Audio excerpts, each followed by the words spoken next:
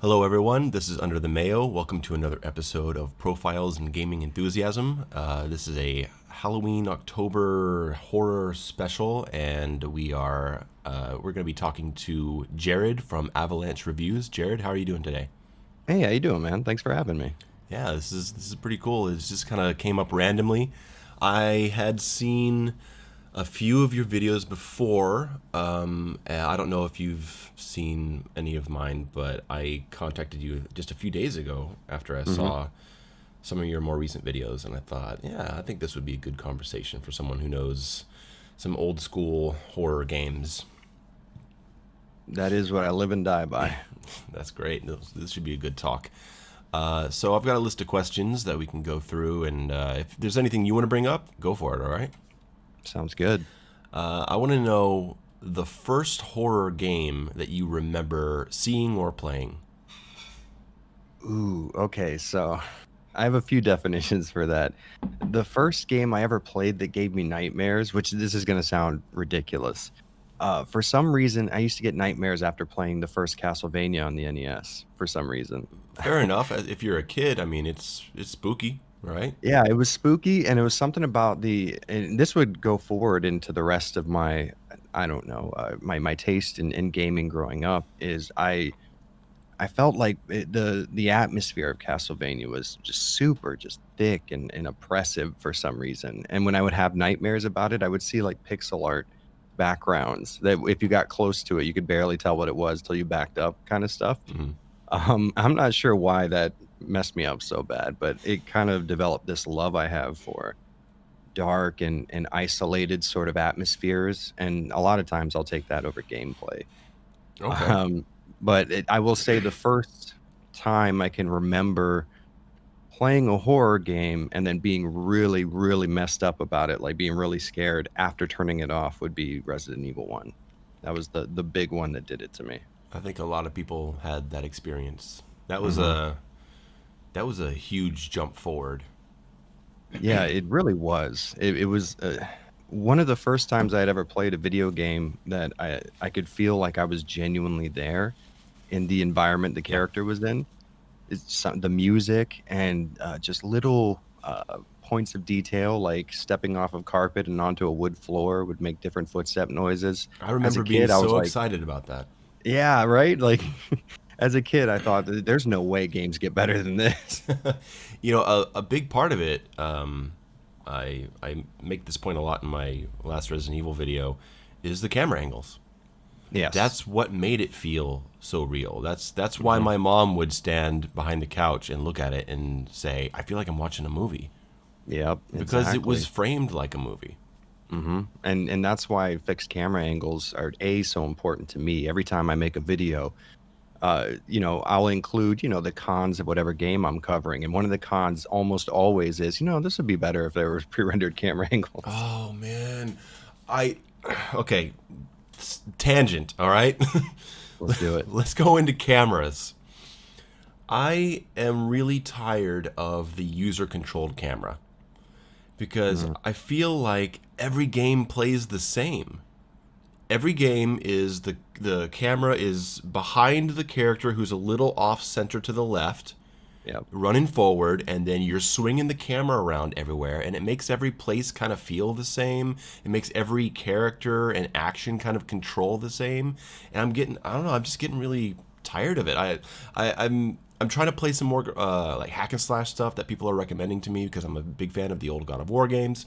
I'm trying to hmm play Devil May Cry and stuff like that, and I keep thinking back to like Ninja Gaiden, like not NES and Ninja Gaiden, but like Ninja Gaiden Black and Sigma, hmm where you would get into these combat encounters and the camera would be kind of like on an angle up in the corner that would turn and just kind of frame the combat, and you had full control Yeah. of your character and you didn't have to be swinging the camera around with your right thumb the whole time. And I Yep. miss it. I really do. Yep. I feel the same exact way. I think a lot of times, um, you can make a better game just around a pre-rendered camera placement Hmm. because then, for example, with Resident Evil, I use this all the time. The developers had full control over every tiny thing you could see in the environment. And that means that it was really easy for them to develop the game in such a way where things are very obvious. You know, entryways and exits were very clear visually. Just as soon as you Yeah. saw a screen show up on a Resident Evil game, you knew where all your entries and exits were, and you knew where your blind spots were.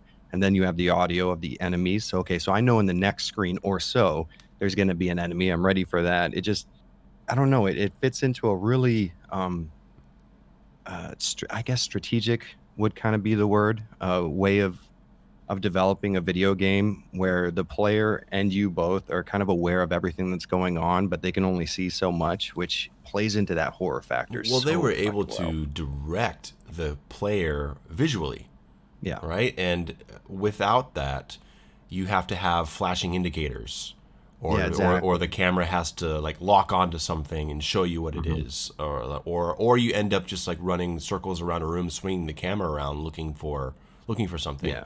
When when the Resident Evil games were framed like movies, like when you're watching a movie, the camera is not just set up just to be there. The Hmm. camera is set there to draw the viewer's attention to certain things, to make you even like subconsciously understand that a certain thing might be important later. Yep. And I know that the original Resident Evil was supposed to be first person. I know that they wanted it to originally be a fully 3D game, but they couldn't make it work. It didn't look right, it didn't look good enough, and they went for the Hmm. pre-rendered background thing. Blessing in disguise, Oh because yeah, for sure. it defined those games, and it defined an entire genre, and those games feel like nothing else. Obviously there's some control issues. Fine. The games are 25 years old. We get that, right?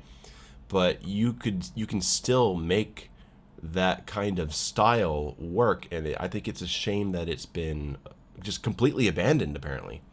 Yeah. No, I couldn't agree more. You're absolutely right. And a lot of times those camera angles could do more than just direct the player and hide potential enemies. They also played a really cool psychological game.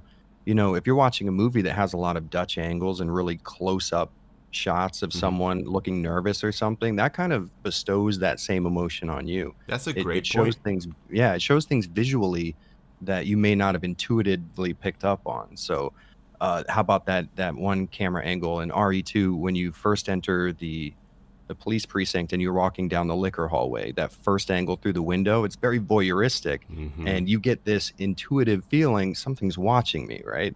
And then the liquor shows itself. And then that, I mean, to me, right there, just that one section is a masterclass in use of pre rendered camera angles that developers should be writing books about right now. I totally agree. It's camera, like you said, the camera isn't just for showing you things. The camera is for making you feel a certain way.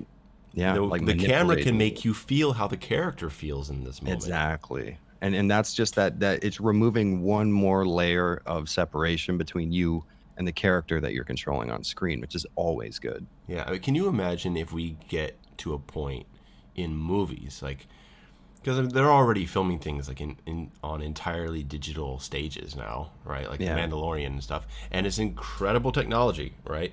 But can you imagine if we get to the point where, imagine if you could watch a movie, but the movie is following the character like, you know, like a third person video game, and you can just move the camera around and look freely around the world. I'm sure it would be cool, right? But I think directors would be like shrieking in horror Yeah. because they can't actually control the visual experience. And there will be people out there, this is about the freedom of the viewer.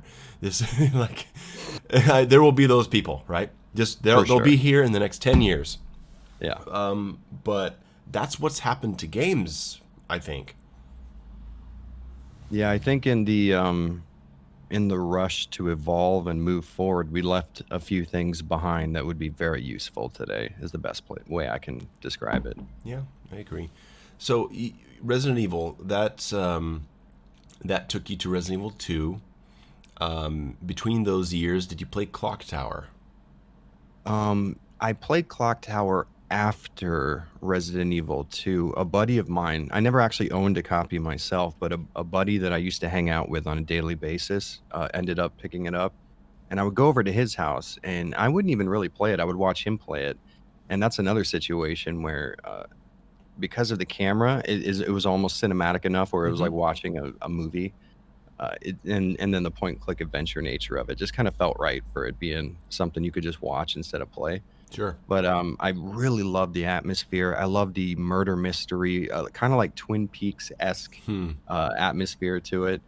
But I've never actually sat down and beat the first, or I guess it's the second Clock Tower that we got on the PS1. I wouldn't say those games aged as well as the classic Resident Evils, but Mm. playing it back in 1996 or 1997 with Scissor Man and the as he's chasing you, I mean, it was terrifying. I like of all the horror games of my youth, I think I would say that's probably the weakest, but it's also the one that made me scream the most. Mm. So it had great jump scares and tension and dread. I think I'm in the minority. I don't think jump scares are a bad thing. I think jump scares are abused by a lot Yes, of yeah. just like cheap directors that don't care, and they're like the studio like a mandated 15 jump scares per movie. Like I can feel I just know that that's in their notes. Yeah, And they're definitely yeah, cheap, but not everything that's cheap isn't effective, you know? right, if it complements the rest of the mood, right? Like I have a video coming out in a few days. It'll come out before this interview comes out, so people who hear this have already seen it. But I talk about jump scares because I talk about Cry of Fear, and Mm. there's a lot of jump scares in there, but there's also a lot of atmosphere and dread and tension, and I mean like Alien 1979. The first Yeah. scare is a jump scare. It's the facehugger coming out of the egg, right? Hmm. There's multiple jump scares, even some fake ones, but they're not bad. They complement the movie that they're in, and Yeah, and then so they're used yeah, kind of respectively. yeah, I mean, exactly. They're not taking the shit out of the audience. yeah, They're and not they're yeah, not a I joke. noticed that with Dead Space. I recently started this Dead Space retrospective where I play through all the games, Mm-hmm. and in the first game, I noticed there was there was like several jump scares, but they were really smart because they would show up when your comm would go off, and then a screen would pop on, a little, the projected screen coming from his suit would show up on screen, and it would be accompanied by this like radio kicking on, kind of like, and it's really I guess aggressive. It's very noisy when it happens, and you might be just slowly skulking through Mm-hmm. some dark hallway with a single light fixture flickering, and then your comms come on, and it got me 99% of the time. And I was like, these are jump scares, and they are cheap as hell, but they are super effective, and I actually enjoyed being scared by them. Yeah, I completely agree. That's a great transition to your Dead Space video. That's what made me think, hey, I'm going to talk to this guy. Nice. I played Dead Space probably the year it came out, and then I played Dead Space 2 the year it came out, and then I skipped Dead Space 3 until about a year and a half ago. I made it about an hour and a half in, and I couldn't take it anymore. But I want to know what's your history with Dead Space, and how I gotta ask, how is Dead Space not survival horror? Ooh. Oh man. I didn't clear 4 hours of my schedule for this one, but we could do it. All right. My first experience with Dead Space was probably about a year after it came out. I remember everyone talking about it, and this was during a time in my life where I went gung ho on just pirating games on the PC. It was during the 360 era, and everything was getting ported, and I was like, man, why don't I just get on Pirate Bay or whatever, or Demonoid that existed back then, and grab every game I can. And Dead Space just kind of stayed installed on like a terabyte hard drive somewhere, and I just didn't play it forever. Hmm. And me and my wife ended up playing it together, and she has this weird issue where if she's watching anything and there's a lot of rapid movement, it kind of makes her nauseous. So I ended up playing with a controller, which is very not my style. I can't play third person shooters with the controllers very well. But I remember playing through it because I had someone sitting on the couch next to me that was jumping at the scares with me, and it felt like it was enforcing, like, yeah, this is super scary, and you're not just a big baby. But I had a lot of fun with it, and then we immediately started part two, and then life got in the way. We never finished it, and I've only just recently beaten part two, and I still have never played three. You're not missing anything. Yeah, I'm assuming that to be the case. I'm gonna go into it with an open mind. Like I remember running through all of the Resident Evil games. I did not expect to like RE7, and it surprised the hell out of me. So RE7 is a solid C plus B minus. You know, it's like yeah. that first house section is really Mhm. good. It has mansion vibes. You know what's odd is I really enjoyed that section, but what I enjoyed more as far as like the theme and story of the game was the later sections when I started figuring out that this was an actual like biotech thing Sure. gone wrong. A lot of people were like, "No, I like the isolated nature of the first part of inside the house." And I get that because it was very, very Resident Evil, but it also felt very first person horror game of the day, which Sure. is not a bad thing. It just wasn't, what I would have wanted for Resident Evil going forward. And then the second part of the game, they kicked it into high Resident Evil gear with a shady company doing bio experiments and one of them getting loose. And I'm like, okay, here's where I'm comfortable. I'm glad you guys brought this out. Okay. So I appreciate them as two distinct parts of the game for sure. I enjoyed how much the later parts made me appreciate the earlier parts, I guess. Sure. I can see that.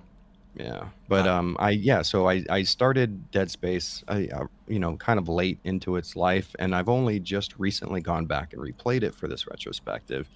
And what I hear from every single reviewer that covers it is, yeah, Dead Space is a survival horror game, which not is not only not true in my opinion of what survival horror is, but it's not true in the definition of survival horror, which I think a lot of people tend to I'm writing a script about it now, which I'm about to give away most of my hot points on, but I think survival horror should be defined by the game that created it. And I think that's about as simple as the argument gets. So, does this game play like Resident Evil 1? No. All right, that's not survival horror because that's all we have as a baseline foundation for what survival horror is the game that not only coined the term but created the genre. I think everybody seems to think that that is the most absurd thing in the world. It's like, I mean, we do that for everything else. For example, a third-person shooter. Why is it not a first-person shooter? Oh, because the camera angle's different. That's it. That's the only difference between the two, first person and third person. Okay, we have a different camera angle. So why not do that for survival horror and any other type of horror genre? Does it have I don't know, exploration with backtracking, a limited inventory with combat being an option but being disincentivized? Does it have all the things that Resident Evil 1 has? No? Okay, then it doesn't mean it's a bad game, and it doesn't mean it's not a horror game. It just means it's not survival horror, the same way when the sky is blue, it's certainly not red. And I don't think that that's a value statement. It's just people are defining survival horror because it's been such a nebulous subject for so long. sure. I mean, think about we haven't had a honest to goodness survival horror game in decades. So, like reviewers who want to sound like they're really, really smart and understand video games as like a phenomena, they like to use words that maybe aren't so much like everyday type of words, and they want to use survival horror. So we'll all go, "Ooh, impressive! He knows about video games." When in reality, they're playing Condemned Criminal Origins, which I think we can all agree great horror game, just top of the line killer horror game, just not survival horror. I Right. think Like I like think that's fair. Outlast is not a survival horror game. Precisely. And you know what? I think that there's a very good reason for that. And I already touched on it. Survival horror games have to have combat as an option. Now, most of the time, it's disincentivized. Like, for example, Silent Hill 1. You're not going to kill every monster you come across. And if you do, it's always going to be a drain on your resources. Whether it's a drain on your health, a drain on ammo, you're always giving up something to engage in At combat. least in your initial playthroughs, because once Yeah, you know the game, obviously there's like a whole lot of ammo and stuff yeah, like for that. sure. But And it's then all about that first and second mhm. time player experience. Yeah, that's the intention going into the game. Now, as you get better at it, you become skillful at it to a point where they could not have possibly accounted for. People give me shit all the time. oh, well, speedrunners do this. It's like, yeah, well, I don't think we should be judging games based on the top Yeah. 0.1% of people who And are you able to can't play them. design games for them. You can't design the Yeah. games to be really hard for the speedrunners Mhm. later, because then they'll Yeah, be exactly. unplayable. Precisely. Yeah, that's my entire point. It's okay, take normal mode, how the game was designed and how you first experienced it, and that gives you sort of a baseline of the intention going into the game. And with combat, you have to have combat be available. It is always an option. It's not always the best option. You have a knife on you and you expend no resources by using it if you don't get hit, right? But then there's, the skill gap there. Are you good enough to do that? Okay, no. All right, then don't fight. So it's disincentivized, but it's also always an option and it is never ever rewarded in any tangible way, which is Okay. why I get into arguments with people who say RE4 is a survival horror game despite Right. zero backtracking on purpose. You can backtrack. There's just nothing to be gained from it, and then it leads you into my second complaint. You're rewarded for You're engaging in rewarded for combat. killing everything. Yeah. So you're never going to be everybody's like, "Oh yeah, but I got low on ammo my first playthrough." I know you think you did, but you didn't. You Yeah, had not no really. chance of ever running out of And ammo then because the game would just can't you spawn. buy more ammo from the merchant? You can. Wait, Yeah. can you? Oh I don't shit. remember. I didn't think It's about been that. 15 years since I played Resident Evil 4. I don't remember if It's you been can. way less time for me, so there's no excuse for me, but that does I You can maybe buy a rocket launcher from him. you I can know do that. that. This is true. Uh, Yeah, okay. but I think that's a huge point is are you rewarded for combat? Okay, then it doesn't count as survival horror. Like Okay. tangibly, you are technically rewarded in say RE2. I cleared out a hallway. Now I no longer have to worry about dodging zombies in that hallway. I don't think that counts as like a No. tangible reward. Okay. So if combat is a drain on your resources. Let's go in to what you're defining as survival horror. You're talking about exploration, backtracking, Mhm. limited inventory and inventory management, right? Yes. You're talking about combat not being rewarded, so they can't drop ammo or points or whatever, right? Mhm. And horror, obviously. You're what else? What else is there in there? I Puzzles? would Would you can say include puzzle element? I do include puzzles, and I'm very generous with the definition of that term because Sure. if you take, let's say, a Resident Evil game and really look at it and strip away all the surface level elements, it seems very clear to me that survival horror as a whole was based on the same concept as adventure games. Everything is a puzzle in a survival horror game. What weapon do I bring with me to this place? How much room do I leave for key items I come across on the way? Yeah. If I come across a key item, what item can I get rid of really quick? What route do I take? Because there's several different ways you can get around the Spencer Mansion. What order am I going to tackle the objectives in? If you played it before, you know all the keys you need to get, or if you're playing the remake, you know the death masks you need to get. Do I save the last three and just leave myself three open inventory slots? Because then the crow room dumps back into that graveyard area behind the painting. You know what I mean? Yeah. It's all a puzzle. Every single aspect of playing it, choosing to engage in combat is choosing to engage in a very tough puzzle where there's a risk reward system in it. All right. So I think puzzles, not only just having puzzles in the game, but the game being a puzzle is a huge part of survival horror. I think that's a really good point. I hadn't thought about that. I have a question about the combat aspect. That combat should be a drain on your resources. Is Resident Evil 3 Nemesis a survival horror game?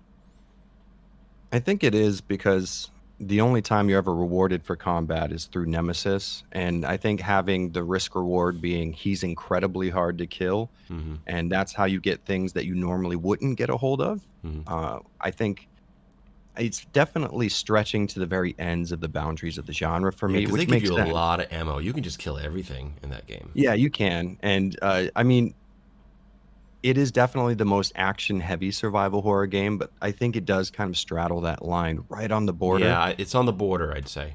Sure. which makes sense because at the time they were just really trying to amp up Resident Evil's like action influences, and they were Mm. doing that since Since the end two. of the first game, the beginning of the second game. Yeah. They were always trying to amp it up and make it more Hollywood, which it was not my favorite. I like the kind of indie heart that the original had, but I get where they're coming from. And 2 is one of my favorite games ever. So it's not like I'm against the idea, but you can take it too far. And I think RE3 is a master class in how that can happen.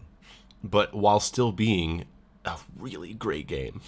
Yeah, no, it's super fun. And I made a video about RE3 for my Resident Evil retrospective. And during it, I said, man, I really don't like these boss fights, which really pisses me off because the other 90% of the game is like the most rock solid Resident Evil game you've ever played. It's so interesting, and the environments make me want to continue forward and see more of it. It's just that there's a few things, the heavy action focus and the dodge button essentially being a dice roll as far as I'm concerned, that really ruined the last 10% of the game. All right, fair enough. So, Silent Hill. All right, if we're sticking with survival horror, we got to talk about Silent Hill, okay? Mm-hmm. It has the exploration, okay?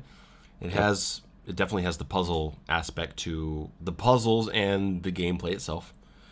It's got the atmosphere. But it does not have the inventory management.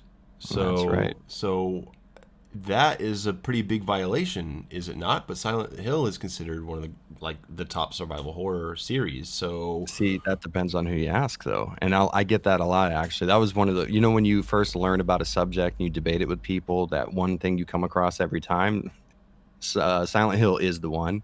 okay, And I'll tell you this, I have a really easy out, and it's not some type of mental gymnastics. It's pretty simple. The developers of Silent Hill wanted to define it as a genre they called psychological horror. all right, And then, and obviously, it's very much inspired by survival horror, and it checks 9 out of the 10 boxes. But I think I'm totally comfortable saying, no, this is not a survival horror game, but it's so close to survival horror. It's such survival horror-esque that if a reviewer were to say Silent Hill was a survival horror game, I'd keep my mouth shut okay, because I could totally see why you'd say that. yeah, I can see that. Especially because when you play it the first time, it totally is a survival horror game. Because even though you're not managing like inventory space, there's no way in hell you're finding all that ammo and health to get through in an easy way, and you're gonna die. So I think I would be comfortable in that aspect, but as you dig deeper into the game, I mean, you're running around with 60 shotgun shells sometimes. Yeah, for sure. It does have that. That's another thing where it's super survival horror. Is at the end of the game, I had a full, army's arsenal under my jacket pocket with just more rounds for every weapon than you can imagine. And it's because I was playing it like a survival horror game, and I do it every time. So Yeah.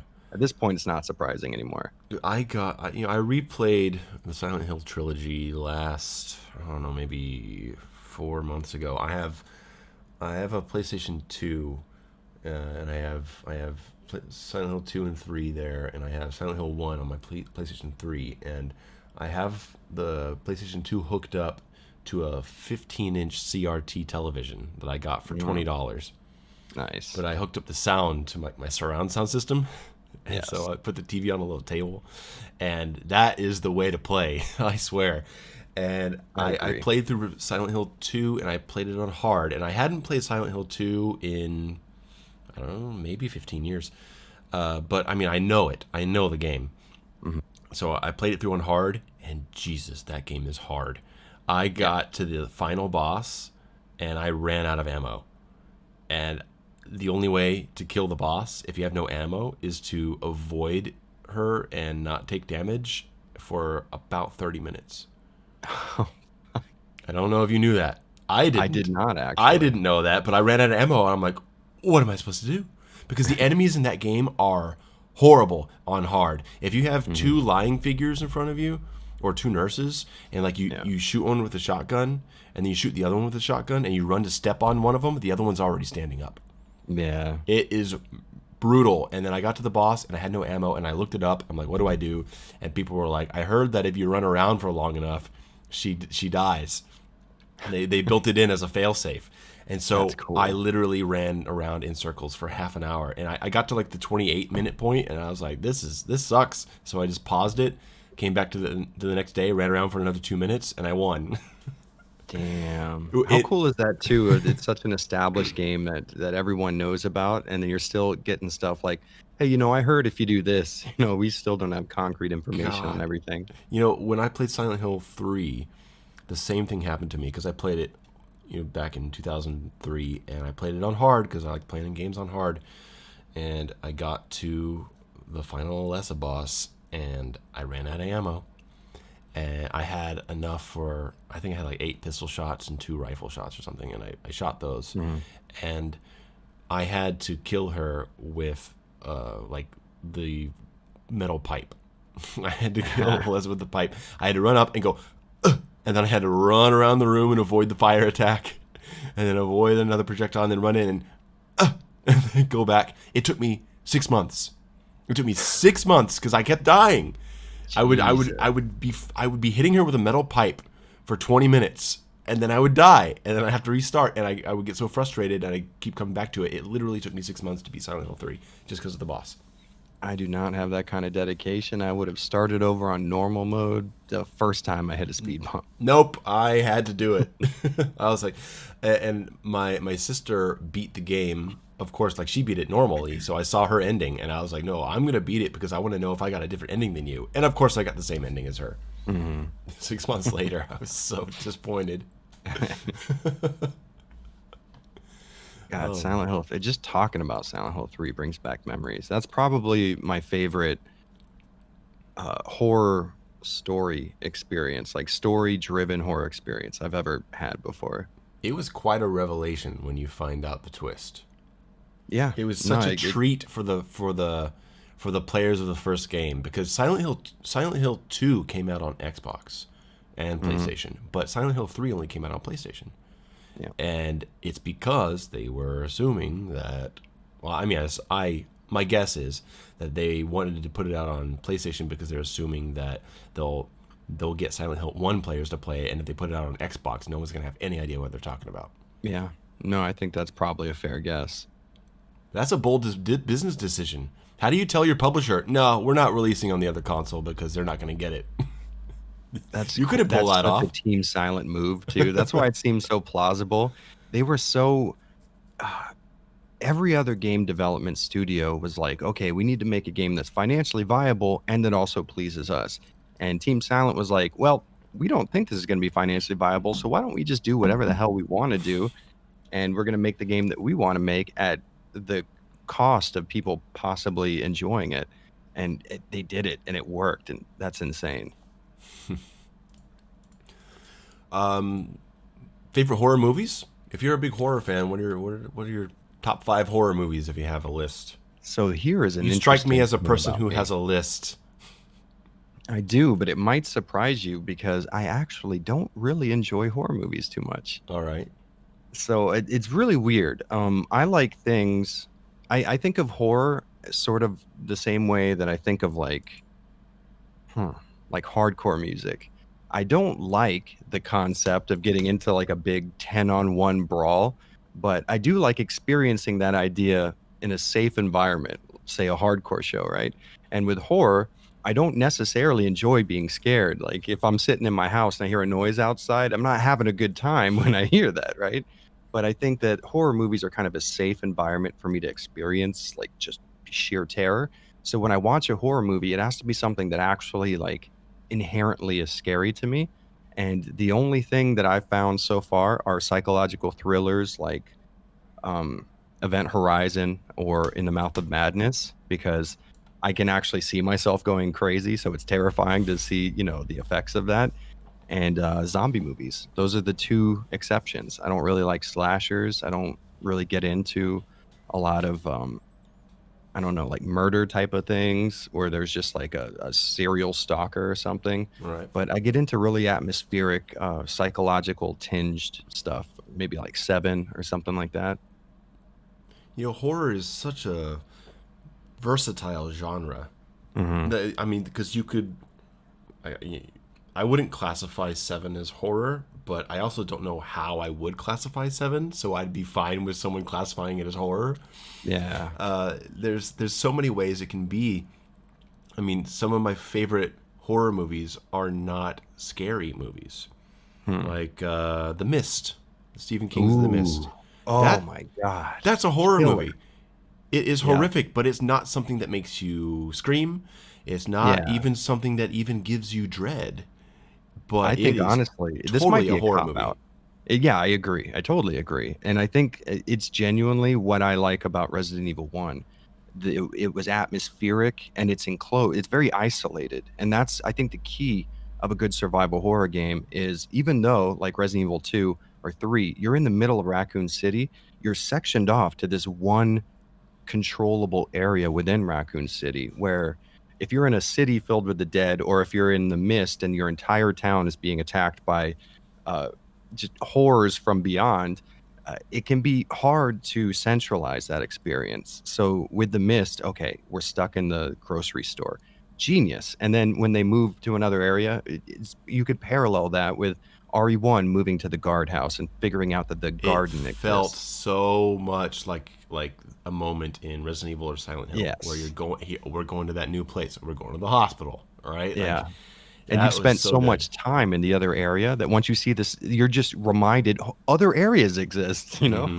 Yeah, no, it's like Silent Hill. The first one was highly based in Stephen King's novella of The For Mist, sure. and Yeah.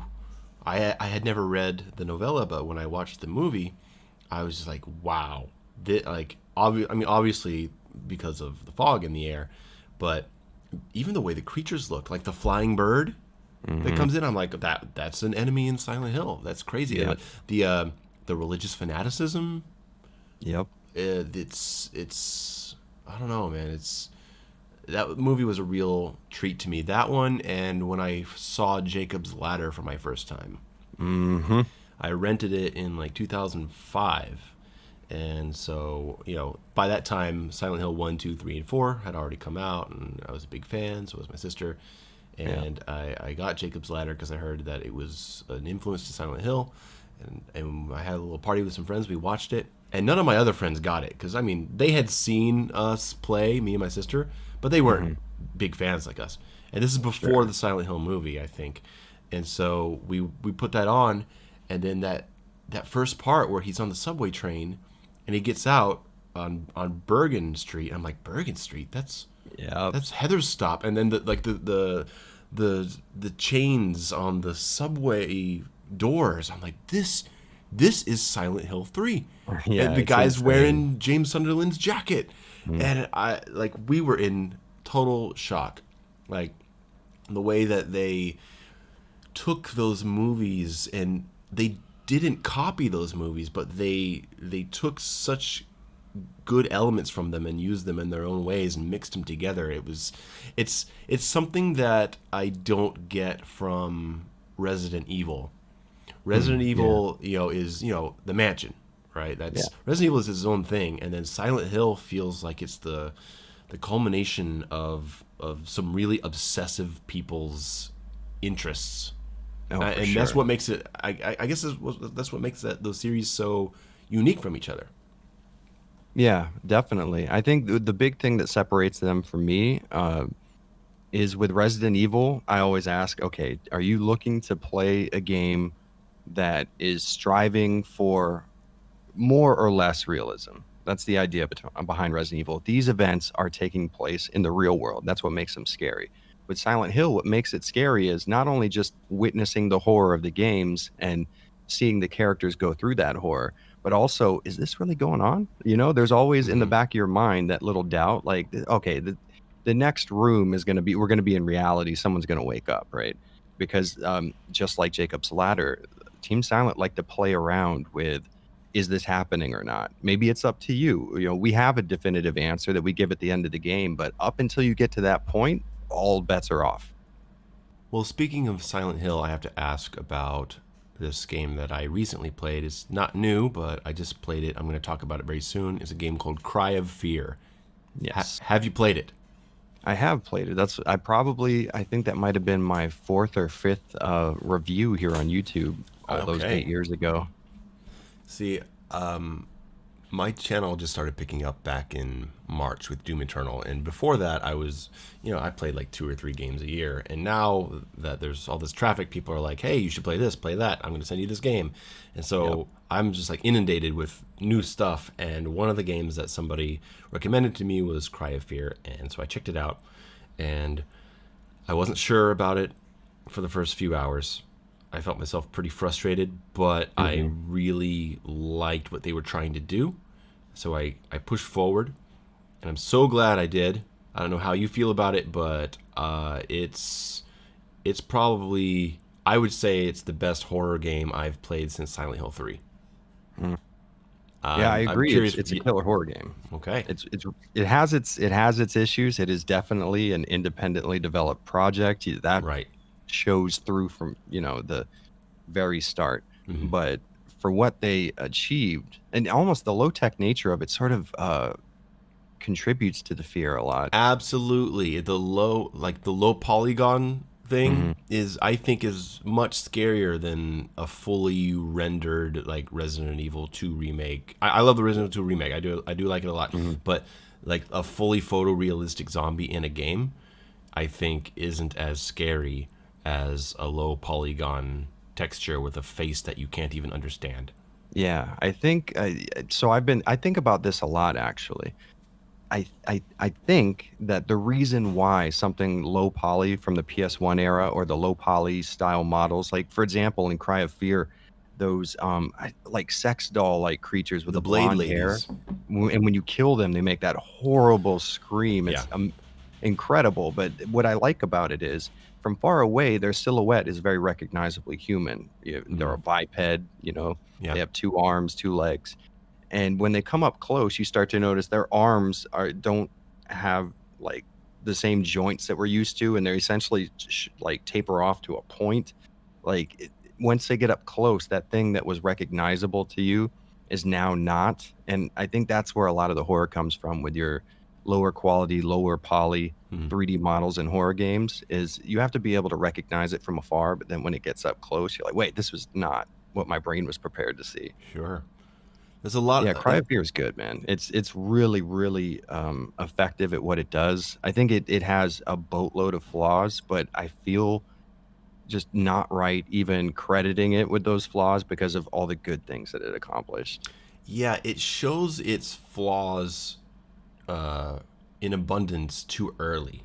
That I think Mm, that was the issue when I was playing it, because I was into the mood, but the two big flaw, I say three big flaws in the first hour or two of the first playthrough is, one, the jankiness of like going up the yeah. scaffolding and stuff like that. Hmm. That's one. The second one is way too much melee combat in the beginning. Yeah. I mean, the knife sucks, and I I think the attack dodge thing is cool and can be fun, but not when the enemies have that much HP and you're using a knife and there's so many of them. And Yeah. I know that you can like stab them and stun them and run by them and stuff like that, but I mean, I'm talking first playthrough. You don't know that stuff. Hmm. You're gonna have to kill everything that's in front of you, and so until you get the gun, the combat feels pretty miserable. And then also, I don't understand. Maybe you have an idea, but I don't understand why there are no level maps. Hmm. That's actually a good. So I do remember getting lost in the very starting apartment section Yes. a lot. So yeah, I feel that actually. So What's weird? I didn't even think about it at the time. Like, man, I would love a map. I just didn't have one. I was like, well, I guess I don't have one. yeah, there's no map, and it's so Silent Hill. It's so Yeah. Silent Hill 2 and 4, and I don't know. I talked about this in my video that's going to come out next week, but uh, as the game goes on, it's not that bad. But that first apartment area needs a map, because there's like 4 floors, and all of them are just like a long corridor of doors that are locked or broken, and they all look the same, and you can't remember which door you've tried to open. And oh wait, where was that room? First floor, second floor? I don't remember. Like, Hmm. I did not like that. I found myself super frustrated. It's like, get to the fourth floor. I'm like, okay, I'm going to try to get to the fourth floor, but I can't remember what door I've already tried. Is there a door in here that I just didn't see? And I wish I had a map. Yeah. And it would have made that section so much stronger. And I'm afraid that a lot of players are not like me, and they're not like you, and they'll play it and they'll get there and they'll run around and they'll be like, I've had enough of this. I don't know where I'm going. Because I think a lot of players will be that way. I know the game has a lot of strong, passionate fans. I am now one of them. Yeah. But man, if they had made those first melee encounters less, and maybe they die a little easier with the nice knife, or give a different weapon or something, and then give a map in that first section, even if it's not a map that they hold, maybe it's like a map that you check in the main lobby of every floor or something. Ooh, that would be a really good idea. Something actually. like that. That would I think that would hold more people's attention. I'm sure that the game lost players in those first sections, and that makes me sad, because it almost lost me, man. And I'm a huge horror fan of the original games, and I got those vibes from Cry of Fear, and I almost gave up. And if I almost gave up, I know a lot of people did. Yeah, I've definitely questioned it myself, so you're not wrong. It gets really good though. It does. It's gets- worth sticking with. If you're listening to this and you're at a point in the game that's really frustrating, you will very soon be at a point in the game that's going to wow the shit out of you. Trust me. Is it survival horror? I don't think so. And this is where we go into my subjective idea of survival horror. Okay, because For me- I'm leaning towards yes. So I want to talk about this. I think perspective is huge when defining survival horror. And I get why people disagree with that, but I feel like to design a survival horror game, you have to work with very similar restrictions and resources that Capcom did when they created the first survival horror game. And I think the pre-rendered fixed camera angles play into a giant amount of how scared you were in every area of where the enemies were placed. How many people played Resident Evil 1 or 2 and walked into a room for the very first time and kept their finger on R1 just in case there was a zombie right there on that first screen? Like, I think that fixed camera nature of these games is what makes them survival horror to me. Okay. So personally, I don't think first person games and third person games fit the same mold, because with Cry of Fear and with Resident Evil 7 or Resident Evil 4, if there's a noise that you've heard, you move your wrist with your mouse like a centimeter to the left, and you're looking at where that noise is coming from. Versus in a survival horror game, traditionally to me, you hear a noise and there's only one way to figure out what that noise is. You have to go off of your safe screen where there's no enemies and transition to the next screen. Maybe he'll be there. Maybe he'll be right at the transition and you get attacked. I think that kind of play in your head where you're like, okay, he sounds like he's coming from the right. Do I go to the right, or do I just try to explore this room and maybe get a better outlook on it? I think that's huge in the genre. And I think a lot is lost when you're able to see 100% of the environment 100% of the time. So does that mean that Resident Evil is the only survival horror game? I think, well, there are other survival horror games that count down vampires for one. There was no, was it The Grudge? No, it's the what's that other Japanese horror franchise? The Ring on the Dreamcast that had very similar pre-baked camera angles and tank controls and everything else. So there are a few games from the PS1 to Dreamcast and PS2 era that follow the tenets of survival horror, but I think it's been since the PS2 era that we've actually had a survival horror game. It feels the camera perspective thing is probably the only place I think I disagree, because I'm going to talk about how I see Cry of Fear as survival horror. Sure. It's got the atmosphere, it has the exploration, it has the backtracking, right? It's got the tone, the music, right? It has the loneliness, right? And it has the inventory management, and it Yeah. has the resource management, and it has the puzzles, and it has the gameplay structured as a puzzle too. The only Yeah. thing is that I think it has a little too much action, and it's first person. And you feel that just have, like, even though it hits all those other boxes, because it's not a fixed camera angle, it's not survival horror. Yeah, I get a lot of flack for this, so trust me, you're well within your rights to be upset. No, I'm I I'm won't. not upset. I'm just curious. I like Yeah. I can't see it that way. I So like I yeah. figured out a way to explain it that might give you a better visualization of my thought process. So the way that you just compared it, you checked all the boxes, right? -1, and that was perspective. And there's contention on whether or not that box even exists in the genre. But here's how I would explain it. So let's take a soccer game and compare it. Let's take the latest FIFA game compared to the latest Madden game. You have an overhead camera. You can choose what plays to follow. You can take control over individual players on the field. The only difference between a FIFA game and a Madden game is the shape of the ball you're using in the sport, right? I mean, surface level. If we were to compare them like we just compared Yeah, you're Resident Evil passing the 1 to ball, you're Prior trying to Fear. get the ball to the end. You have It's plays, it's sure. it's the same idea, surface level. It's the same exact thing, and it's playing out in the same way. You have the same exact control.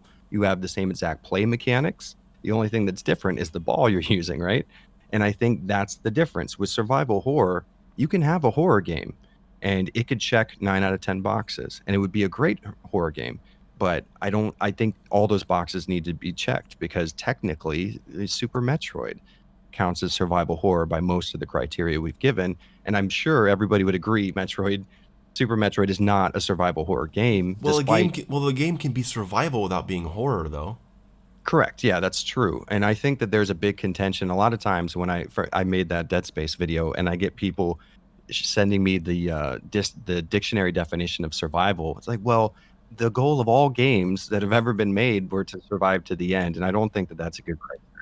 Now, if you take a horror game and then apply the idea that you need to survive at the end of it, it's okay. We gotta have a survival horror game. I like not to look at things in that literal of a term, like technically the camera angle in the game is first person, but me experiencing it is third person. Therefore, you know what I mean? Like I wouldn't look at terms that literally, especially when you use a word like survival, which all of life is a survival experience if you Right. put it that way. Um, If you could hack into Resident Evil 1 and somehow play the exact same game through a first person perspective, would it not be a survival horror game anymore?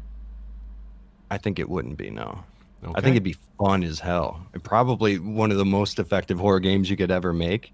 I Right. just don't think it would be survival horror. And that's the key that I try to drive home as much as possible. I'm saying blank game isn't survival horror, and that is not a value statement. I think a lot of times, and this is what I've realized. I started writing that script out I was telling you, and it's just literally my definition of what survival horror is and the definition I believe the rest of the industry should follow based on the game that created and coined the term. And what I've found is I think survival horror has become a qualitative statement where people say, hey, here's a horror game that's very effective and it's very good and it's not a big Hollywood shootout game. Therefore, survival Therefore, horror. Yeah. it's survival. Exactly. Which is why I think Yahtzee from Zero Punctuation defined Dead Space as survival horror because he was trying to say, here's a good horror game, a Yeah. horror game where horror takes a majority of the focus. And I'm okay with that And you can concept. die very easily, and Yeah. It, you're and, it, picking and it up does. ammo. It checks a lot of boxes. Yeah. The only problem is it doesn't check all the boxes. And I think it's fair to ask that when defining a genre, it checks all of the boxes that the other games in the genre have checked, I guess.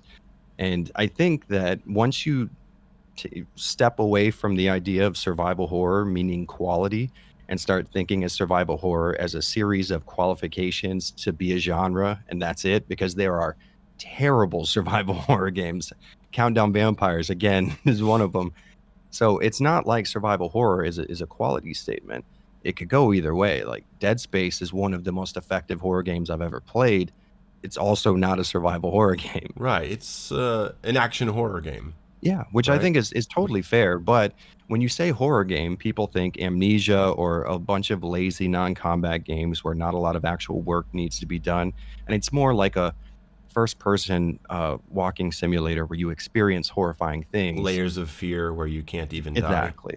And if people get into that, I'm not trying to diss someone who has that taste in games. I have very odd taste in video games, so I'm not the guy to tell you what's good or bad. But I think playing survival horror games as long as I have and thinking a little more deeply about the definition of the genre, I think I am the guy who could at the very least point you in the right direction as to what survival horror is. Okay. And you might have a personal definition the same way I personally feel the camera angles were just absolutely pivotal to the way that Resident Evil was made, not just how it looked and presented itself, but where the enemies were placed and Yeah. how progression was tracked and stuff. I So, get you. I'm agreeing on your boxes. mm, I I see the camera angles as a way that the game like feels, and not necessarily a way that the game plays. okay. And I I I don't think that you exit the survival horror game because of a change in perspective, even though a change in perspective can change gameplay, right? I mean, like you Mhm. go to first person and now you can shoot something in the leg, right? That Yeah. that does change things, right? And that can end up taking it completely out of survival horror, which is like Resident Evil 4, which is basically an action game. Yeah. It Which, even by the way, which you is a would good be game. very surprised the amount of people who think Resident Evil 4 is a survival horror game. And I Well, thought we could all at least agree on that one. no, well, people don't think about this stuff that much, right? Yeah. And They totally enjoy the understandable. games, and that's fine. Yeah. But I can see your point on how you would feel that the change in perspective takes it out of the survival horror category. I don't agree with it. I Mhm. would say that changing the camera angle is a much lesser change to the formula than something like let's say something like not having an inventory management, or not having the gameplay focus kind of like a puzzle, Mhm. right? Or not having exploration. I feel that those would be much bigger changes in a way, like a first person shooter to a third person shooter can play very very similarly, and the perspective change may not make that big of a difference to the gameplay.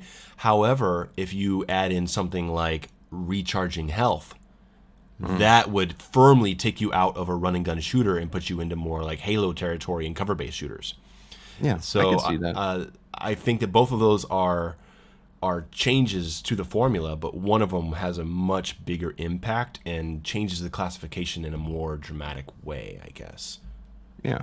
Yeah, Oh, that I will admit that the camera angles thing I firmly put in my subjective category because I can see why it would be contentious, and when people disagree, I get it. I totally get it. sure. Um, but yeah, just the same way that you're saying, like, I get exactly where you're coming from. I do not feel that way, but when you explain it, it's like, yeah, no, that makes total sense. Sure. It's not like I disagree at any one point. I just feel like, man, that fixed camera angle is the linchpin in how I get you. Resident I Evil was miss it. I designed. do. I'm with you, right? Yeah, I'm with you like 95% of the way. and that's all I ask for. No, this is good, man. I'm enjoying this talk. Yeah. You mentioned bad horror games, right? Hmm. So, Silent Hill Downpour. Yeah. Would you like to talk about it? Oh, it's an experience I'd rather no, honestly, it it was very bad to me, but it wasn't bad in that outwardly terrible way that's really interesting and would be more valuable. Oh, It's yeah, bad to I know me what you mean. and it's very bland, there's not a lot for me to talk about. I just didn't find it very fun or interesting, and the most interesting parts of the game were things that they really, really messed up on. Which I thought that was the most interesting part of the game to me is some of the things that you would figure would be included in a modern game, Yeah. given it's coming after the release of Homecoming. You would assume, okay, well, the elements of Homecoming will be present plus whatever they want to add for Downpour, and they ended up just messing up a lot of really regular ass game design rules. But other than that, it was just very boring to me. It was It bland. was so boring. I rented Yeah, it and I played it laying on my bed on my side, just watching the TV from a 90-degree angle and just holding up and wandering around this town where everything looks the same. Every yep. house looked the same. It was and I like you said, when it would glitch out and you would get turned around and then you'd start running back the way you came from, you didn't even realize it. Hmm. It was just such a miserable and depressing experience. And I know that the original Silent Hills aren't happy games, right? They are supposed to be lonely and sad, isolated Yeah. experiences. But I mean, I felt depressing. I felt depressed just playing the game. Okay, I'm And glad someone else felt that way. I don't feel quite so crazy because in my Silent Hill retrospective leading up to the Downpour video, all the comments I would get would be, "Oh, I can't wait till you play Downpour. It's the one modern Silent Hill game that I swear by." I got that comment a lot. So when I went to play it, I had seen Twin Perfect's review, so yeah, I kind of knew what to expect. But I was like, "Hey, I disagree with Rossiter on a million subjects." Actually including the definition of survival horror, oddly enough. So it's not outside the realm of possibility that I play this game and end up loving it. And and I they went were into it. and that Downpour review is like the most accurate breakdown of a It disaster really ever. is. It really is. If anything, I feel like they could have went harder, honestly.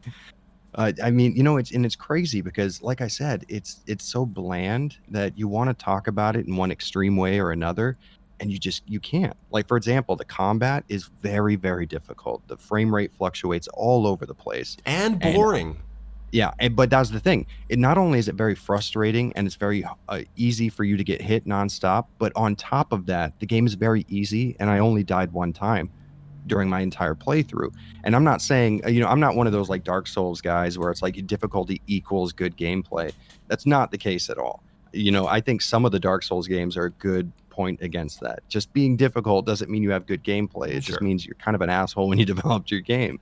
But with Silent Hill Downpour, it was combat that was difficult that because I was not getting in the hits that I would want to get in, and I was getting hit more than I would like to. So I got out of combat unsatisfied, feeling like a failure. Hmm. It's not like I just got by the grit of my teeth and scraped by with very few resources. I lived through every encounter, 99.9% of them, and I didn't die except for one time. That being said, for some reason the combat still felt difficult, and if that tells you how crazy that game is, that's it right there. It's a really easy game that feels like it's really hard to play. What a bizarre creation. Like the entire thing beginning to end is so bizarre. Yeah. There was a lot of mistakes made. They really, really didn't know the ins and outs of the engine they were using. I believe Downpour was the Unreal Engine. And, in my video, I pointed towards a Gundam Extreme Versus game I got in Tokyo that runs on the Unreal Engine and looks amazing and runs at a locked 60 frames per second. And then you have Downpour that fluctuates between 15 to 30 frames per second in the Unreal Engine, staring at nothing but a wall with like a few pictures on it. They weren't very good at game design, but they had some good ideas. I think that it's okay to give Downpour the credit of having some really cool ideas that if a good developer would have gotten a hold of, would have made the game worth playing, I think. Sure, that's fair. What do you? Okay, coming back a little bit to horror in general and movies. Uh, what do you think makes a good horror movie? Right, like thinking Hmm. of the movies that you liked the most from the horror genre. You said you're not huge into horror, but I know you've got to have some favorite horror movies. What makes those movies great? I would say I'll tell you this, but I'll warn you ahead of time that this is going to be the most like subjective, Sure. not true thing ever. For me personally, horror is something that needs to stay mysterious to a degree. So some of my favorite games ever were or say my favorite movies ever were zombie movies, and specifically the Dead movies from Romero. And the reason why is because those movies are never really bothered by why are these zombies here? What's causing this outbreak? It's holy shit, this outbreak just happened. You don't have time to wonder why because you're being chased by a group of the living dead who are trying to eat Uh-huh. you. I feel like with any horror movie that I've enjoyed, like In the Mouth of Madness, The Mist. like Mist. Oh, yes, exactly. So even with the Mist, there is some explanation that these guys may have come from the military experiments Hmm. happening on that military base. We don't know where or how or what. We've never seen that process take Yeah, place, it's right? inconsequential. Yeah, exactly, because the horror is the main focus, not so much the reason why the horror is taking Yeah, it does. place. It does. The Mist doesn't suddenly turn into a movie where they all get together and they have to get up to the base to close the portal. Exactly. Yes. Yeah. So that's what I think makes a good horror game for me is something that you think about afterwards, and when you're done with the movie, you think to yourself, wait a minute, why did all that just happen? And the movie was so effective at keeping you engaged that you didn't even question it beforehand. Like, I remember watching a review of the Tom Savini remake of Night of the Living Dead, and they mentioned how the zombie thing never gets explained. And I was like, holy shit, I didn't even notice that. I was so interested in the movie itself that I didn't even realize that they never explained to me why these zombies are here. And I think that's what a good horror movie, horror experience does, is it leaves you with a boatload of questions that it plans on not answering because, it's like reading a book. What's happening inside your head is always going to be more vivid than what they can produce on camera. Hmm. At least nowadays, flash forward 100 years and we have like real movies taking place in your brain or something, but it's exactly like a book. Once you leave the horror mystery inside of my head starts going crazy with all kinds of things, and you could never replicate what I'm thinking about, right?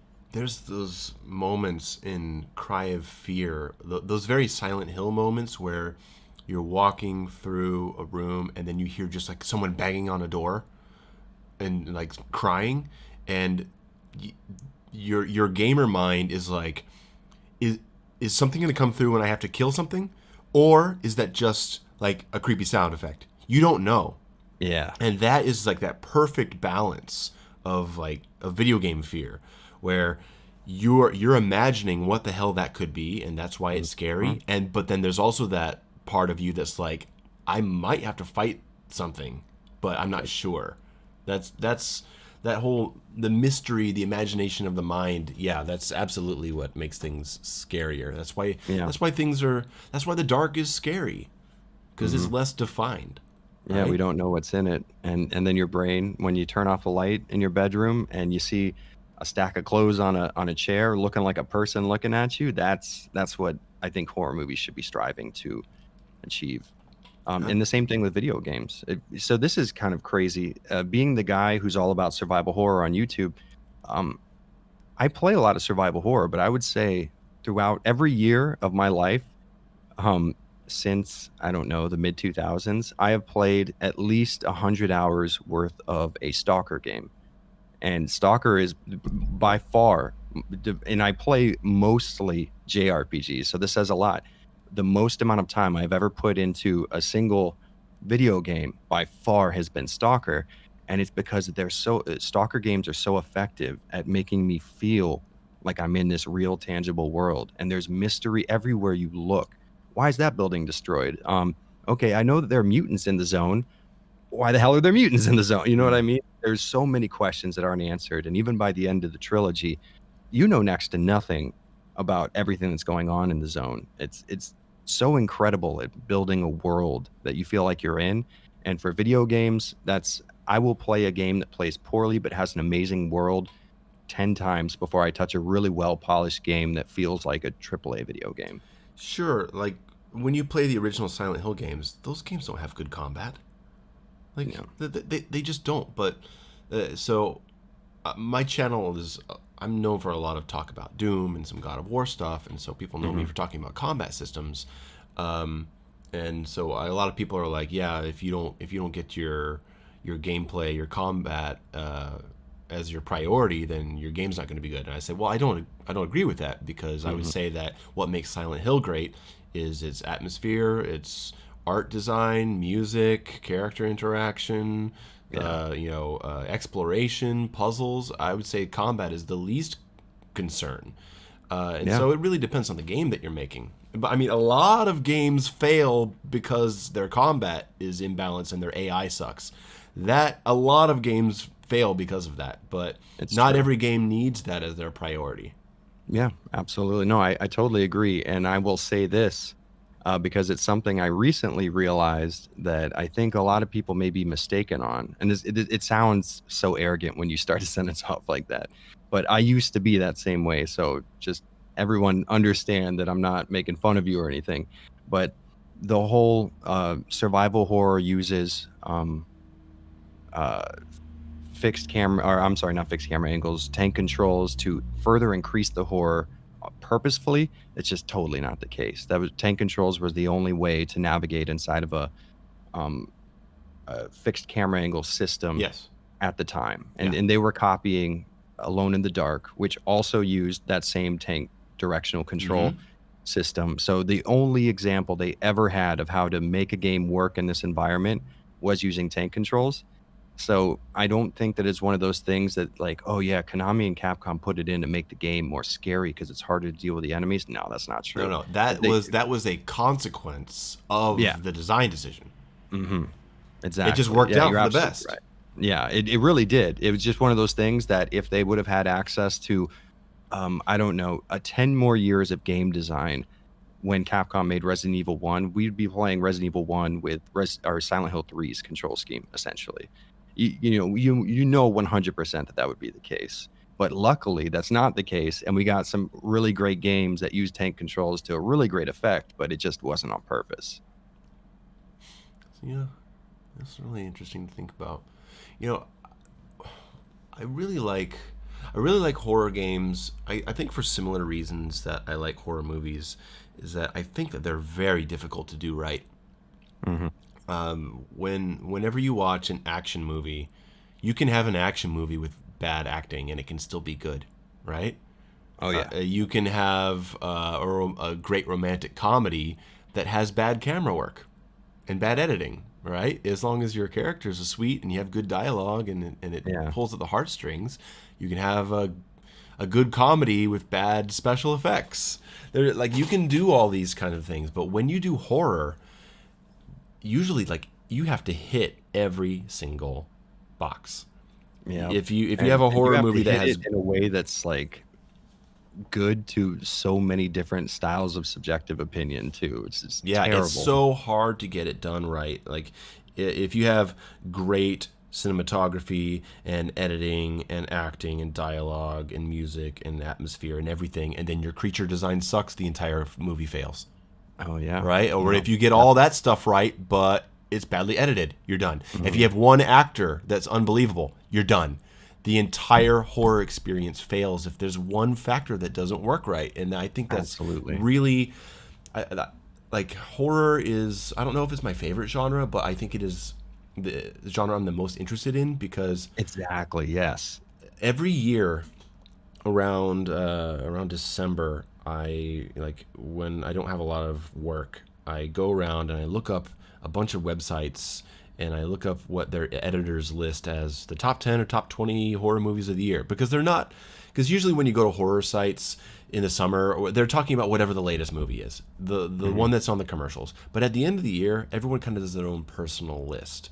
And Yeah. they talk about indie films and foreign films and things you've never heard of. And I go through their lists and I just read the titles, I read what it's about, I see a still, and I say, interesting, interesting, interesting. And I just put it on the list and I get 30 to 35 horror movies every winter and I watch them all looking for that gem. And I'd say that 70% of them are your movies where I'm like, okay, that was cool. It had some good stuff in it, but I wouldn't watch it again. And then, 25% of them are forgettable or they're Hmm. terrible. And then 5% of them are like, you know what? I'm glad I watched that. That was really good. But it's very rare to find The Mist or to Absolutely. find Martyrs. I don't know if you've seen Martyrs from France. No, I Or haven't seen. or Frozen, the one where they go up on the ski lift. I don't know if you've seen that one either, right? Like, uh, it's very rare, or The Eyes of My Mother, or One Cut of the Dead. Like there's every couple years I find one, and I'm like, this is the one that I have to show all my friends. And I'm always looking for that movie because it's so hard to actually make a horror movie that hits every single mark. Yeah. No, Very you're rare. absolutely right. And that's why I typically don't watch a lot of horror movies, is because it's so rare for me to get that horror movie that just hits me to my core, you Yeah. know?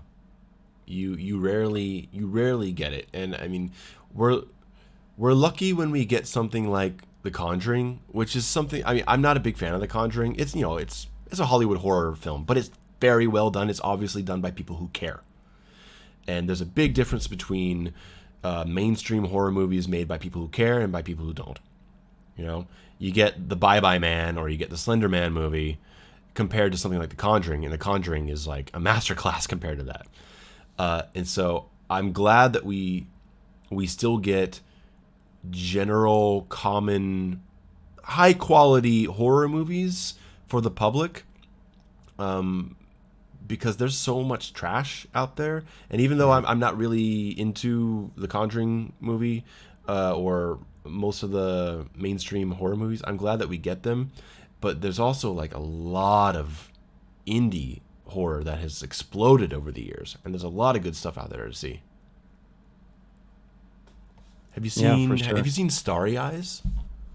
No, Starry I don't Eyes. think I've seen a good horror movie in a long time. I'm gonna recommend Starry Eyes to you. I want to recommend Martyrs, but it's a very brutal film. It's violent. It's very uncomfortable, but it's also a very beautiful film. It's not violent in an exploitative way, right? It's not a Huh. ooh, look how gory we can make our movie.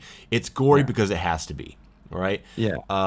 There's a big difference. I want to recommend that to you, but I don't know if you'll be into it. But I will recommend Starry Eyes. Starry Eyes is a movie about a young girl in California. She hangs out with a bunch of like, she wants to be a famous actress, and she has other actor friends, some script writers. You know, they all hang out and at their parties in their cheap apartments, and they all want to make it, right? Yeah. And she auditions for a role, and they call her back, and the only way that she can get the role is if she sells her soul to Satan. Fuck, that sounds cool. And from there, I'm not going to say any more. It is an interesting film. It's one of those movies that you watch and maybe it won't make your top 20, but you'll always remember it. And then maybe 5 years later, you'll be like, I think I want to watch Starry Eyes again. Yeah. It's Oh, good. It's damn, really all good. right. I'm down with that. It's weird how the French make some pretty gory Well, that one's movies. I not French. remember. That's an American film. Martyrs No, is you're the talking French about one. Martyrs. Yeah. Yeah. It just kind of struck me as weird. I remember watching this zombie movie that was French called The Horde, I think, and it was like crazy brutal. I I wonder if that's a common thing in think French I've movies. watched it. There was a period, I don't know if it's still now or if it was before then, but I can remember that there was a period of French horror cinema that was just really extreme. High Tension. Did you see? Oh, damn. Yeah. I remember High Yeah. Tension. High Tension. There's another movie called Frontiers. I don't remember if that one was French or not. But there was like a period of like 3 to 5 years in French horror cinema where there were these movies that were just like really violent, really bloody. Like Inside. Did you see Inside about the pregnant woman? That doesn't sound familiar. There's No. it's a woman who wants another woman's baby. It's That sounds dope. it's awesome, all right. But there's all these movies that were coming out of that area in these years that were brutal and difficult to watch, of varying quality. And Martyrs is the diamond of that period. There is nothing like Martyrs, and like all great horror films from across the ocean, it got an American remake, and it's the most offensive thing that you'll ever see. It is so bad. Like, are you a fan of Let the Right One In from Sweden? Yeah. Yeah. You've But seen. I've actually I will say this. I have a weird soft spot for American remakes of foreign movies, apparently. Because with Let the Right One In, which I think is the American version, I actually Let did Me enjoy In. it. Let Me In was the American. Okay, yeah. Yeah. Yeah, Let Me In. I actually kind of liked. I do totally get the argument because it does bungle the feel of the movie a lot by It changing changes very the small character characters. things. It Yeah, changes the characters a lot. totally right about that. And watching it, I was like, okay, yeah, they really changed a lot here. This is a different movie for Yeah, sure. it's a different movie. It looks like the original movie, Hmm. but it's really the only it's really only let the right one in name and names of characters and setting only. Yeah, totally, and 100% agree on that. And it's the same with the Old Boy remake, that Korean movie from Park I Chan-wook. didn't see the remake. It's not as bad as you might think. Go into it with the same exact idea. This is going to be Old Boy in name only, and Sure. it's a cool story that seems to be inspired by Old Boy with a bunch of really interesting characters that, had it have come out and not been a remake, would have just been incredible to audiences, I think. I don't know. It just had these really cool characters, and the premise that was already set up by Old Boy is still followed vaguely, but a lot of the specifics get changed around, Sure. and it's actually really, really good in that way. It takes a lot of the brutality of Old Boy and replicates it, and I kind of feel the same way about Let Me In, Okay. where you're totally right. It's a different game and or a different movie, and if your subjective opinion is the Swedish version was the best, I totally see where you're coming from. But if you take Let Me In as its own thing, I think it works. All right. All right. You have to be careful to judge a remake based on what it's remaking, because Mhm. like I think it's fair to do that, and I do that myself. Exactly. Yeah. Uh, and then at the same time, you also have to be able to call a bad movie, even when it is a remake. Like there are remakes out there that even if it's not a remake and you judge it on it as its own movie, it's bad. Like judging Downpour as a Silent Hill game and as its own game, it fails on Mhm. both accounts. Exactly. Yeah. And so I'm sad to say that the remake of Martyrs is one of those cases where, Mhm. as its own film, lazily directed, badly acted, bad dialogue, bad effects, nonsensical story, like it fails on every aspect as just a movie. And then when you consider it a remake of Martyrs, it's like someone came to your house and just like hit you over the head with a hammer until you were dead. It's so like it's I watched I've been doing. I know I'm talking about a movie you haven't seen, but I was writing my script for Martyrs, and because I want to recommend it to people, and I ended my script with, make sure you watch the original and not the remake. And I hadn't seen the remake at that point. Mhm. But the thing is, the remake was made by the Conjuring studio, like right after Annabelle, and that's already a bad sign. And it ended up going straight to DVD and got horrible reviews. Everyone hates it, so I'm like, I don't need to watch this. And I Yeah. finished my script like that by saying, "Don't watch the remake." And there was that little part of my brain that was like, "You have to watch the remake if you're gonna say that." So I got the remake, made a day of it. I sat down and watched, and I literally like jaw jaw dropping to the ground in total bewilderment and shock at what they had done. It's like seeing your best friend get murdered in front of you. It's so bad, and so suddenly the length of my video doubled, and then I was like, oh my god, I have to talk about this. So now half of my Martyrs video is just talking about the remake. I feel bad about it. Yeah, I know how you feel. I'll be playing, for example, Downpour. I was like, this is bad and I don't want to finish it, but I probably should, even though I know it's going to end just as poorly as it started. I'm making a video, and how much of a dick would I be if I was talking about how bad Downpour was? In the last 10 minutes, it turns into the best game I've ever You played. didn't even play the last level, man. How do you how where's your integrity as a reviewer? Exactly. I would have Oh, nothing to that comment at that point. oh man. Like I whenever I play a game and I'm like I want to talk about it, like I feel like fuck, I have to finish this game. Unless like I did my BPM review, it's bullets per minute, and Yeah. I did not beat that game. I played it for hours and hours and hours, but it's a roguelike where you die and you repeat the Mhm. first levels and stuff like that. And Yeah.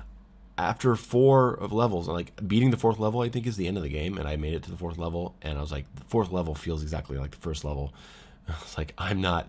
I just died, and I went back to the first level again, and I'm like, I'm not doing this anymore. Yeah. I have enough to say. but Yeah, there's like, definitely yeah. it's fair for sure.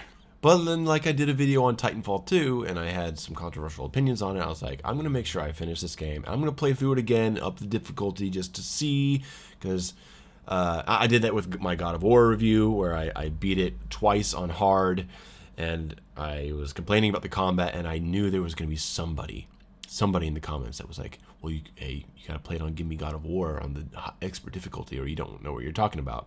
Like, I'm gonna do it. I'm just gonna do it. I did it twice. It didn't change much, but you have to do it because there's that doubt in your head that when somebody says that, you're like, God, I mean, maybe they're right. Well, you have That's to the thing know. about being a YouTuber is you can't even play video games anymore because the second you start it up and you choose a difficulty mode, you start mentally hearing the comments coming in. Normal, you don't even know anything about, Yeah.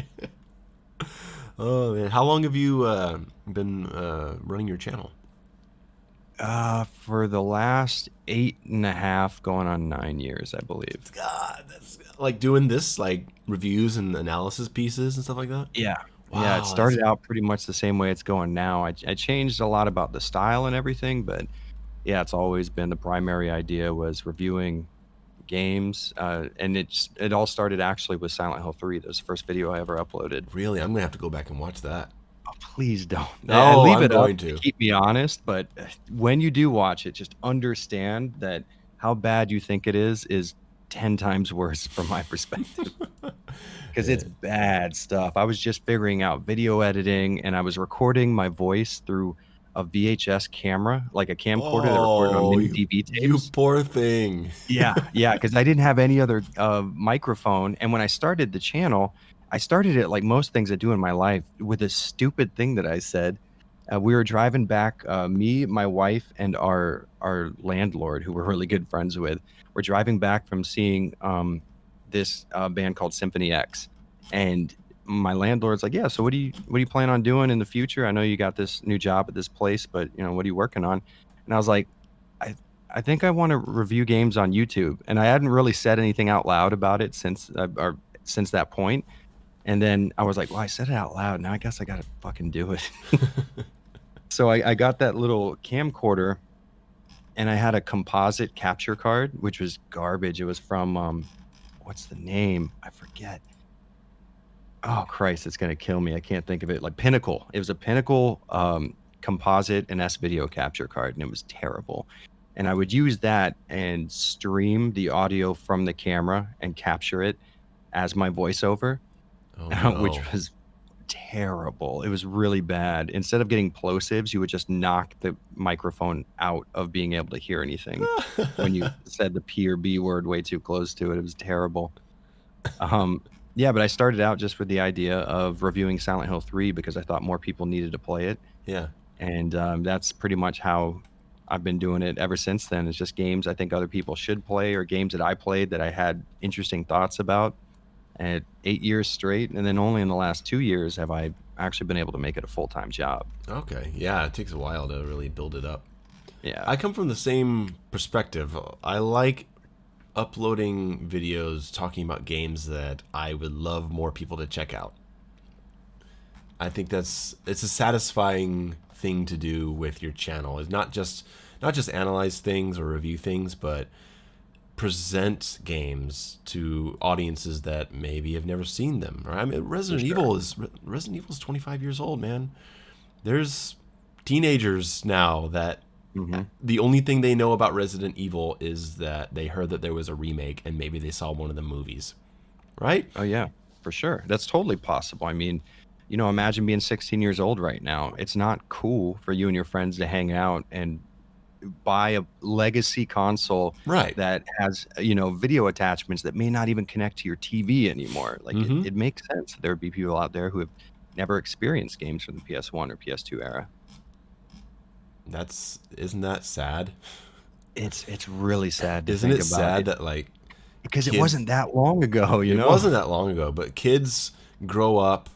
I know it makes us sound old saying kids, but like kids grow up and their first experiences with games is like Black Ops 4 Yeah. or like, and there's no sense of appreciation, like with music.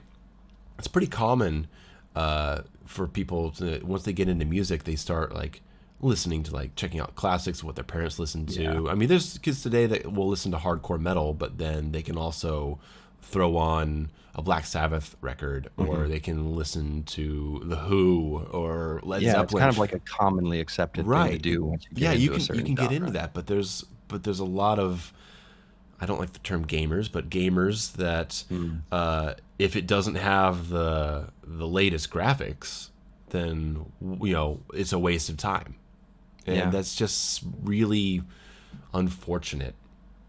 And you know what the sucky thing for me is I actually really, really enjoy the old PS1 3D low poly aesthetic. And there's no way for me to ever know if I'm just crazy biased and I'm just seeing it and having nostalgia for the old PS1 days. I don't think that's going on. There's no way for me to know if I truly like the way that Sure. looks to me, or if I'm just looking at it and going, ah, I remember the 90s, you know? Well, it's also because of the way that information was delivered to your eyes, right? Because it was on CRT televisions. Those games were made to be played on those kinds of TVs. So there's the distortion in the image, there's the pixelation, there's the way the colors look on a CRT TV, and there's like a natural distortion to the way the games look. And it Yeah. serves that low polygon look. Well, like a lot of times you'll take a game that was made in that time, and then you'll do like an HD restoration of it. And like when I look at Silent Hill cleaned up on PC with HD clarity and no film grain, no like pixelation of the image, I just think it looks bare. It looks Mhm. very cold to me. Yeah, And for sure. the games were not made to be seen in HD. See, I kind of I disagree to it, and this is another thing that my channel is mostly based around is upscaling retro video. Mhm. And I am very, very obsessed with upscaling retro video. And I get a lot of times people saying, well, this wasn't meant to be seen on an LCD or something like that. I disagree, and mostly because I really, really enjoy the look of the method the PS1 used to use to emulate a higher color depth. And that's oh Christ, I can't even think of it right now. Dithering, which I really like the dithered look, and you see it a lot with Silent Hill 1, like you're describing, where every other pixel on screen is like a blank or a white or a black, a single colored pixel, and looking at it from far away, that looks like a shadow, right? I really like the look of that personally. It's a very subjective thing, Hmm. but a lot of people make the argument, well, dithering was made to be blended together with the low res nature of a CRT. And for some games, that's true. But it's like saying the Mona Lisa was never meant to be seen on a 4K TV broadcast. I think the medium isn't so much important. I really love the look of sharp, upscaled, visible pixels. I think it looks amazing, Sure. but I wouldn't say that that's like not the way that um, the game was meant to be seen, because I don't think any artist says like, "Damn it, I hope nobody ever sees my art in a better light." You know what I Maybe mean? meant to be seen is the wrong phrase. I think that ways of seeing things can serve it positively or negatively. I think that playing Silent Hill 2 on a CRT TV in the dark is a truer way to experience that Hmm. game than putting it on a big like widescreen TV and upscaling all the textures to total clarity, to where when you look at the nurse you can totally just see the model instead of Hmm. it being kind of hidden behind the glowiness of a CRT TV. I think that it depends on the game. And Silent Hill, I would go that way. But if it's like an HD restoration of Twisted Metal 2, I would be singing a different tune. Hmm. Yeah, I totally get that. Yeah. I do like to upscale all of my retro video, and I will say the basis why I think that's so just visually attractive is because when you upscale you're also upscaling all those faults that you're talking about. Mm. Like, you still have the noise filter on, and you're still seeing the 3D models exactly how they existed on, like, say, a CRT or something like that. But I'm able to see the boundaries of the pixels better. So you have that sharp stair-stepped anti or that sharp aliased look on the edge of 3D Mm. models. Like in my video of Silent Hill 3, I was able to get just a beautifully sharp picture out of a PS2 going through a FrameMeister with no added sharpness. I fell in love with how good it looked. But to your point, the PS2 did output in 480i, which is an interlace signal, and that looks great on a CRT, just absolutely amazing because it really took advantage of the way CRTs displayed a picture. Yeah. Whereas with my FrameMeister, I have to de-interlace that picture. So I'm losing quality there. So technically, you could definitely make the argument, even though I'm upscaling the game as it existed to 1080p, that you are getting more visual clarity by viewing it on a CRT where the interlaced effect is happening and it doesn't need to be dealt with.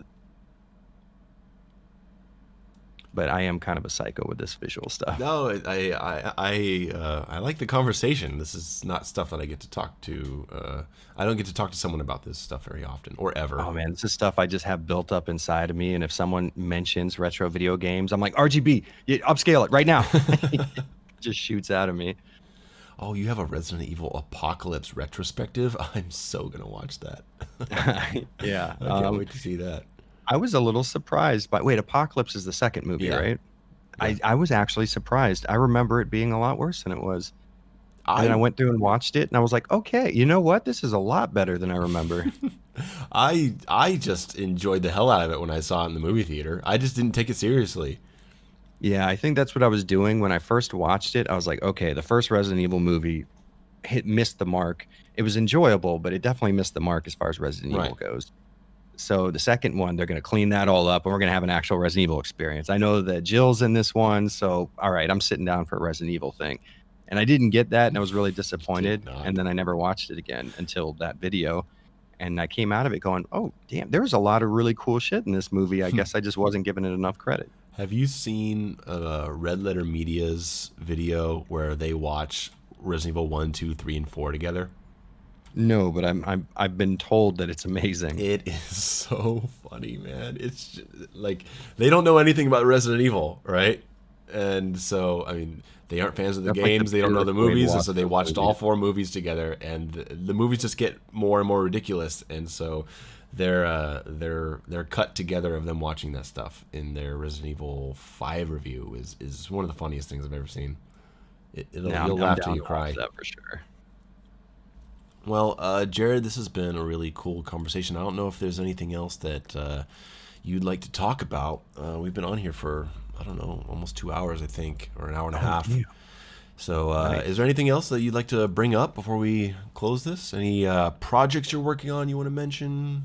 Anything? I'm currently just got done dipping my toes in the Dead Space retrospective, which to those of you who aren't familiar with my channel, I go through and I choose a series and I play every single video game and watch every single movie associated with that series. Wow. So with Resident Evil, we played all the games, the portable titles, the ports, the unofficial betas, and we watched all the movies, or we're currently watching all the movies. And I'm doing the same thing with Dead Space. So that'll be really interesting. I'm working on the video. I'm going to finish up a voiceover, actually, as soon as we get done for Dead Space 2. And then we're going to move on to the Wii. It's like a rail shooter. I remember that one. Yeah.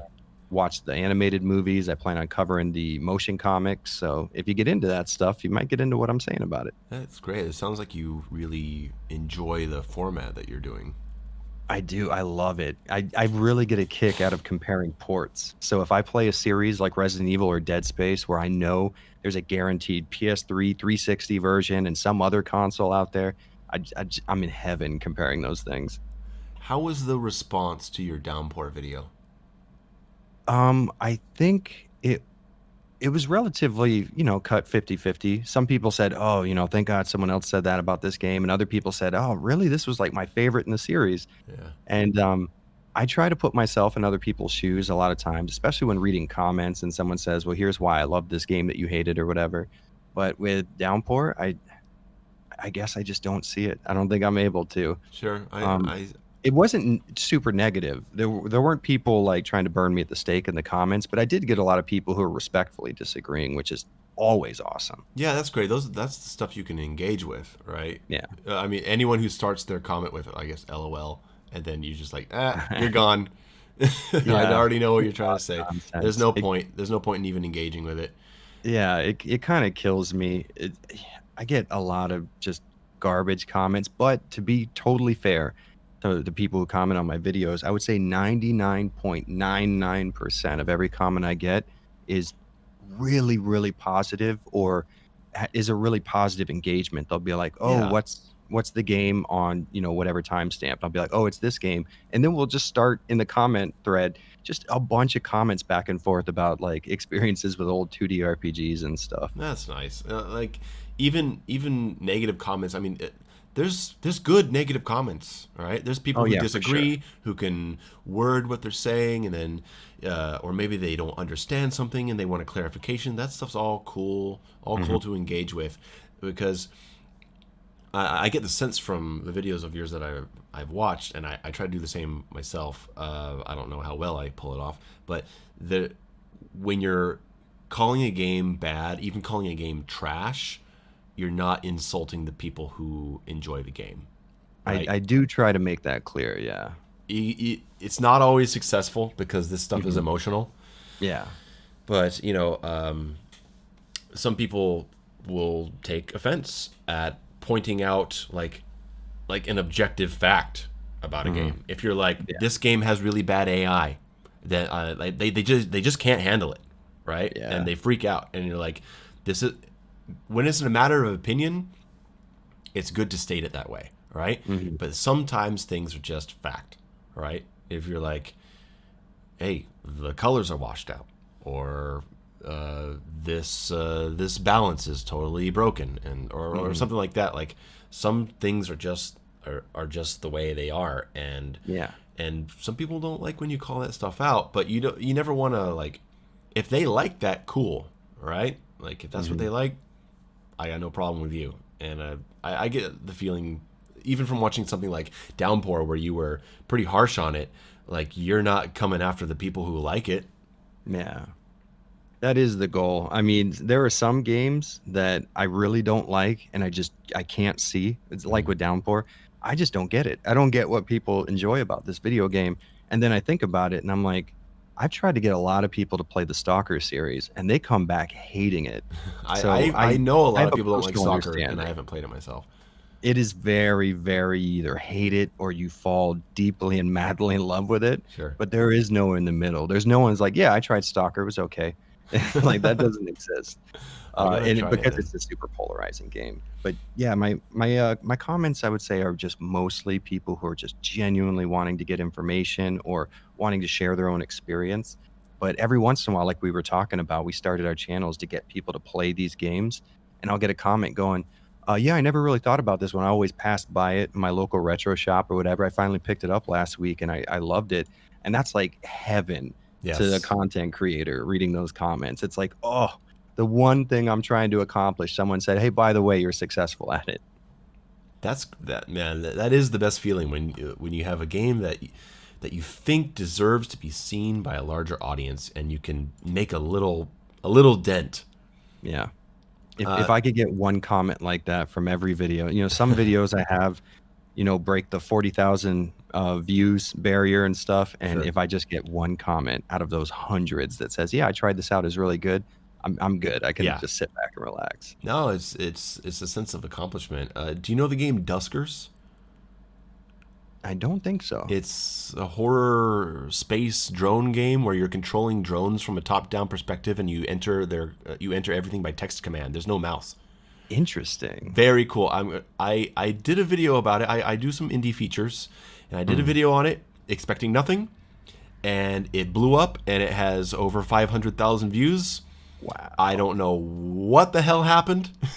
You it can just never tell. it just It's went random. crazy, and a whole bunch of people. I mean, there's a whole bunch of comments of people saying, "LOL, this looks stupid," but there's also a lot of people who are like, "This looks like the most interesting thing I've ever seen," and Yeah. this and like the sales blew up and there was this huge influx in the Discord community of new That's players. so At cool. 4 years after the game came out, suddenly this random video blows up on Duskers, and I just feel so happy about it. It's not even Yes. about the success for my channel. I'm just so glad people are playing Duskers. Yeah. No, no, you're absolutely right. And if whoever's listening to this, as you're hearing it, just know, because I get this question a lot, and I'm sure you do also. I'm looking to start a YouTube channel. What should I expect? What he just said right there is why you should start a YouTube channel. Don't ever think you're going to make money, because Yeah. you might never You make might money off you of might it. never. But You you said it took also like how many years until you started doing this as like a around job? 7. Yeah. It took about 5 years before I got my first paycheck from YouTube, and that was Jesus. $100 for a year's worth of work. Yeah, people get into this and they're like, you know what, I'm going to do full time YouTube or I'm going to do full time streaming, and No, you're it's like a not. reality check pretty soon. Yeah. I started my channel in 2011 doing Mortal Kombat strategy, and it was Mm. I had a quote unquote popular videos in 10,000 20,000 views for Mortal Kombat strategy, a few of them, and my channel didn't I didn't get a paycheck. I didn't have any real traffic to my channel until March of this year Yeah. with Doom Eternal, and it was just kind of like suddenly I had 1,000 subscribers from 2011 to 2020, and then I went from 1 to 49,000 in 7 months, Yep. and I was just like I had no idea it was gonna happen. It was just kind of sudden, like, oh my god, I'm in this now. I never Mhm. it wasn't even never even trying to be in this, but I'm in it now. And if that's how it happens for me, I imagine it's a fucking nightmare for people who go into this trying to make it work from the start. Oh, for sure. Yeah. And I think the reason why most people who go into it trying to make it a job don't succeed is because they have to have it succeed, which means, they have Yeah. to jump on all the trends. They have to Yeah, they use all can't the actually trendy do passion lingo. projects. Yeah. Because, I mean, like, for example, um, my passion project is video game upscaling. And I made a video that took me, Jesus Christ, 90 plus hours to create on minimum. And I recorded footage from all these upscalers, from all these different capture cards to make sure that they were compatible. And I went through and did a lot of research to make sure I knew what I was talking about. And that video is sitting at like 5,000 views, which is, to some people, just more views than there are in the world. But Yeah, you I feel bad regularly get, complaining about it. yeah, exactly. It's the most first world problem for sure. But I can make a video about Resident Evil right now and crack 50,000 without an issue. So when you do a YouTube channel, what someone who is looking to make their career full time in YouTube would have done with the Resident Evil videos that I had blow up is they would have just made their entire channel Resident Evil. And some people did that from the beginning. So I'm not saying everyone's jumping on a trend, but um, even I got tired of Resident Evil. My favorite series, I have Resident Evil stuff tattooed all over my body.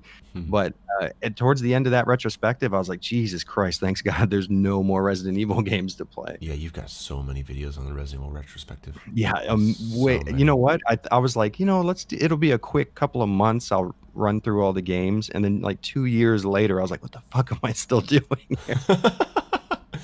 Yeah, Yeah. I didn't. I created a Patreon, and I was like, you know what? To celebrate, let's do like a Resident Evil retrospective. And if I end up breaking, I think it was like $100 barrier on my Patreon, I'll just play through all the games. I was like, yeah, because I'm never gonna get to 100, but I was at like $10 a month at the time, Mhm. and it shot up to 100 like that week, and I was like, God Damn damn it. it. What have I done? I felt really $90 accomplished. for a year of work? Exactly. Yeah, that's precisely how that worked out. But yeah, I ended up lucking out, and the Resident Evil videos blew up, and I think I did exactly what you did, which I just continue doing what I do even after blowing up. So people who were there just because they saw something on the sidebar, if they didn't get into it, that's fine. But if you got into what I did with the Resident Evil series, I've just been doing that forever, and I'm going to continue to do Yeah. that. So if you clicked on it for that, you're probably going to continue getting what you want. So was the Resident Evil retrospective the catalyst for the shift in your Yeah. focus? It Like, definitely was. It okay, wasn't the first full series retrospective I had tried. I wanted to start kind of easy, so I chose Parasite Eve, all and right. Yeah, I'm looking at all your videos right now, so I'm seeing like the history of it. yeah, like it's interesting to see. But the Parasite Eve retrospective is when I first jumped into this idea of covering a full series, and I really, really enjoyed it. And I think that kind of set the pace for everything else because my view towards creating these full series retrospectives is creating a series of videos that feels like they're all in the same, like a season of a TV show. So I want them to all share a very similar visual style, a similar narrative style. Like with the Silent Hill games, I introduced every single video in the series as some guy who's going to Silent Hill, just like a cool little narrative trick to throw people into the video.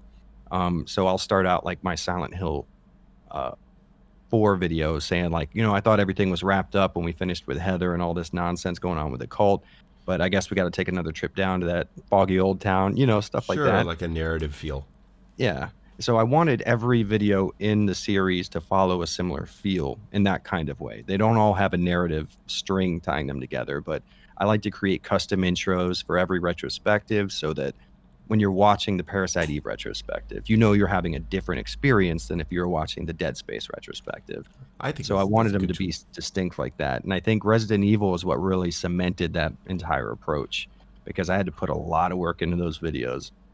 Most content creators know this if they've ever tried to make a Resident Evil movie or a video. The sprite sheet for the font that's used in the early Resident Evil games has not been turned into an actual font. So everything that I put on screen with the Resident Evil font type is something that I have taken in Photoshop and cut out sprites out of a sprite sheet Oh, and isn't that aligned fun? place. Yeah, it's real fun, especially when you have to animate it like the save or load screen where it's a typewriter typing, Mhm. because you have to individually animate every frame of when those letters show up to say something. So if I wrote down a full sentence, forget about it. My day was shot. Like I was animating all day. I'm looking at the Resident Evil retrospectives. I'm looking at how, like going from Resident Evil 1 and then 1.5, 2, and 3, and then like and they're all doing really well. Like they all got like 100 or 200,000 views, and then like sandwiched right in the middle of them is GameCube HDMI adapter Yep, with 6,000 views. And exactly. but the thing is, that's the good stuff because if you don't do those videos, you'll go insane. Oh, for sure. You Yeah, have to do those absolutely. things. Yeah, like this interview that we're doing right now, this will get 1,000 or 2,000 listens probably, right? Mhm. But this isn't the content for the success of the channel. This is because I Yeah. want to talk to someone about this, and I think for the people who like really follow my channel, Mhm. then they will be interested in this conversation. And you have to do stuff like that. You have to talk about your favorite indie game and get 10,000 views instead of 200,000. Because if you Yep. don't do that stuff and you just do what you know will be popular, you'll burn yourself out in a year. Oh, for sure. Yeah, without a doubt. This is how I look at it. I've been lucky enough to have been. I kind of tripped face first into this platform that I have now, and even at 64,000 subscribers, that's an incredible accomplishment. I still can't believe that I've gotten this far, but it doesn't feel like quite enough. And I always feel like, well, I could do another Resident Evil video and really bump those numbers up, right? And then I think about it, and I'm like, yeah, but I don't want to do I don't that. want So to. I guess I just won't because this whole point of this channel is for me to do whatever I want to do, and I'll release videos sometimes. I only get 5,000 views, and when you're used to getting a large amount of views per month, that 5,000 view video, I only release content every 2 weeks. So that means that's a 2 weeks where I don't eat very well. But Sure. I've been lucky enough to have this platform, and I feel like I got to use it for me as much as that Hmm. sounds kind of greedy. If But you uh, mold all your content into just what you know will be successful, and you make things that you don't even want to make, that I mean, not only does it take a toll on your mind, but your your most loyal viewers are gonna pick up on that. oh, for They're gonna sure. hear the insincerity in your voice, Absolutely. And Yeah, then I think it yeah. for me, it's really easy to hear that when a YouTuber starts a video and you listen to the first, like, 10 seconds of them speaking, you're like, "This guy does not like what he's doing." Yeah, that's all over the place. And that's scary. I've talked about this on my podcast before, but I had a friend for several years who was really trying to push me into doing YouTube because I Mm, kind of stopped uploading things 4 years ago after Mortal Kombat X, and I was like, whatever. But I like talking about movies. Like every time I go to a movie with my friends, when we come out, I'm the one that's like, "Oh, I really like this," or "How about this thing?" Like, and right. I'll talk about it. And I had a friend who was like, "You got to do movie reviews on YouTube. You got to do it."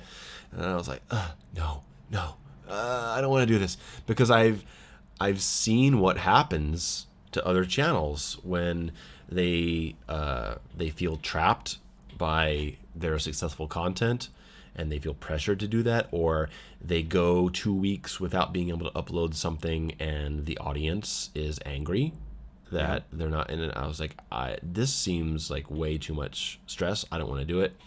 I did my God of War review just because I wanted to do it. I just did it.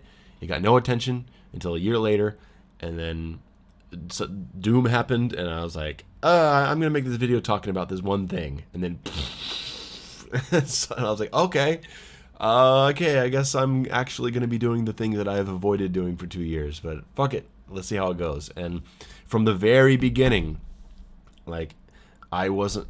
I did a lot of Doom stuff, but I was also like, I'm going to talk about Mortal Kombat. I'm going to talk about Papers, Please. I'm going to talk about this indie game. Let's talk about this movie. Let's talk about this music, because the last thing I want is for people to just think that I'm going to talk about Doom. Even I'll talk about Doom forever. I fucking love talking about it, but I'd rather have a smaller base of people who are interested in what I'm talking about generally than a larger base that only wants me to talk about one thing. Absolutely. No, I totally agree. And I was feeling like I was getting into that mode when I was doing the Resident Evil retrospective. And for me, I had promised everyone, I was like, listen, we're going to cover every game in the series. And I meant to do that. Like I meant to follow through on that. From the outside, though, it looks like here's a guy who found one thing that works, and now he's going to do that forever. So I was really excited to actually start up the Max Payne retrospective directly after Resident Evil because I was thinking about it. What's Yeah. the furthest left turn I can take away from survival horror? Sure. You know? Yeah, so I was really excited to do that because I wanted people to understand. I get it, you like the Resident Evil content, and I'm fucking stoked that you do. I mean, I put my heart and soul into that stuff, but I'm gonna continue making content of a similar quality, just of series you may not get into as much. And I do get a lot of comments of people saying, I never actually really thought about playing this, but I get into your video, so I decided to watch it, and it turns out, I really like this game now. Yeah. So that's worth it right there for me. How far are you going to go on the Dead Space thing? How many videos do you have planned out? Do you have a number? Um, No, I usually do this stuff as I go, which is why the Resident Evil retrospective is out of order, compared to Sure. when games were released and stuff. It depends on what game I feel like playing. I try to keep the numerical stuff in the same order, but after the second game, I loved the second game. I just kind of got tired of the whole Dead Space formula, so it felt like a natural progression for me to pick up the Wii on rails shooter because that feels like a 180 turn away from what I'm used to with Dead Space. I want to cover the motion comic because that was one of the biggest factors of why I enjoyed the first Dead Space so much is how much world building was done in that first motion comic that got released. So I'm going to do that. I'm going to cover all the games, whatever ports there are. And I would like to cover the animated movies. I think there's two that I'm aware of. I don't know if there's any more than that, but they would be fun to cover. And I could probably bang those out in a single video, just include them both. Do you like Dead Space 1 or 2 better? Okay, so here's the thing. This is one thing I did not expect because I just got done writing a script for Dead Space 2. As a video game, I enjoyed Dead Space 2 orders of magnitude more than the first Dead I Space. am 100% with you. Yes. Okay, Dead I'm Space glad. 2 is the Dead Space game. It's a little it's less horror. It is. Mhm. It's less isolation. I get that. All right? but as a game, it plays so much better. Yeah, it's mechanically more solid. I felt like I had more tools, Camera, and oh, the camera. camera. Yes, exactly. Yeah, man, not only that, but the aiming reticle was actually centered to the screen and not dependent on your position. But you Mm. know what's amazing and genius? I give Visceral so much credit. They put an option in the option menu to change it to original Dead Space aiming mode, where it That's was more perspective correct to Isaac that's awesome. versus perspective correct to us. And I'm like, that was not necessary at all. I barely noticed the difference. And then I look in the options menu, and then I immediately jumped on Wikipedia. What the hell? What? And then I didn't even know this was a thing until I happened across that little option. And I think that right there should be the metric by which you judge how much the quality of Dead Space 2, how much effort was put into it. Yeah. That little thing was coded into the game unnecessarily for the most part, because no one's ever going to realize the difference unless they're hardcore Dead Space fan. And if they do, you've just catered to them, and that's amazing to And me. it's something that's so easy to do, Yeah. You right? just have to think of it. I wouldn't have thought of that, by the Yeah. way. You If they just were like, you "Hey, we call up one of improved your the game." programmers like, "Hey, make this little option." Yeah. Yeah, that's really good. And so you haven't played Dead Space 3 yet.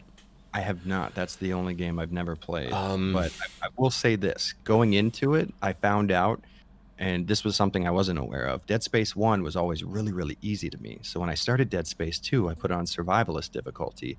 And I think that's how I want to play a Dead Space game from now on, because yeah. I died, 100, 200 times during my Dead Space 2 playthrough, just getting mobbed on and not seeing the right environmental cues and stuff. And every time I died, I was like, oh, I need to get back in there. This is Yes. too good. Yeah, Yeah, it was that's it was just so satisfying. And there were a few fights that I got out of with maybe, 3 rounds left for either of my 2 weapons, and I'd used up all the by the fights. Oh my god, how dynamic they were. You could use the down necromorph's body parts against other necromorphs. It made fights feel like I was thinking as fast as if you were seeing like a speedrunner play Dead Space. That's how I felt like I was playing. I was moving my camera rapidly. I was like, okay, there's a little piece of bone there. I'll shoot at this guy's leg, save me some ammo. We'll use the actual gun to get rid of his arms. Like, I had to think like that during the game. And if there was a compliment for a video game, is that it actually made me think about playing it. yeah, it's really really good, man. Dead Space 3 is, I mean, it's a big tonal change. I mean, like the first enemies you fight are like human forms, and Yeah. it's it's a it doesn't feel very scary. Everything feels much more like bright and action. I mean, and that's one thing. You could say you could prefer that or prefer the horror. That's fine. The thing that Mhm. I could not handle is the crafting. They put in this system where you have like a robot that you have to put down, and then the robot goes Yeah. around and gets material for you, and then you have to go to the bench, and it's not connect the nodes to upgrade your weapon. It's combine these materials together to craft this stuff, and the weapon modification system went from something where I pick the gun, I connect the node, and then I move on. And now I'm sitting here and I'm staring at a screen of all these different like materials and stuff, and I'm sitting here for 5 or 10 minutes thinking about crafting in my Dead Space game, and I couldn't take it. I couldn't take it anymore. Yeah. I get that. I do. And people will say, well, there's so many cool weapons you can craft, and I understand that. I understand that that's the positive, but the negative is the material and crafting system itself and how much Mhm. it takes me out of the experience. Yeah. No, I get that, I'm curious. because a I'm lot of very times curious to see what you're gonna think when you I'm get to the interested end to of it. try it out, because what I'm expecting is something gameplay wise that's on par with Dead Space 2, but feeling wise, it would be like your Resident Evil 6, where it's like, Mm. yeah, this kind of plays like RE4, but it doesn't feel like it in any way, shape, or form. Yeah, yeah. I mean, the series ended there for a reason. Yeah. Yeah, and a Dead Yeah, Space 4 would it'll be be amazing, interesting to but try out. I did not think that I would like the big budget Hollywood sequel more than the original, because the original had this indie heart. mhm. It was very, very like, I don't know, just real. Like, it felt like this is Yes. what the developers wanted to put out. And playing through Dead Space 2, I just kept getting the image of Resident Evil 2. It's like, this is the perfect spiritual successor to what I experienced with the budget that it needed from the get-go.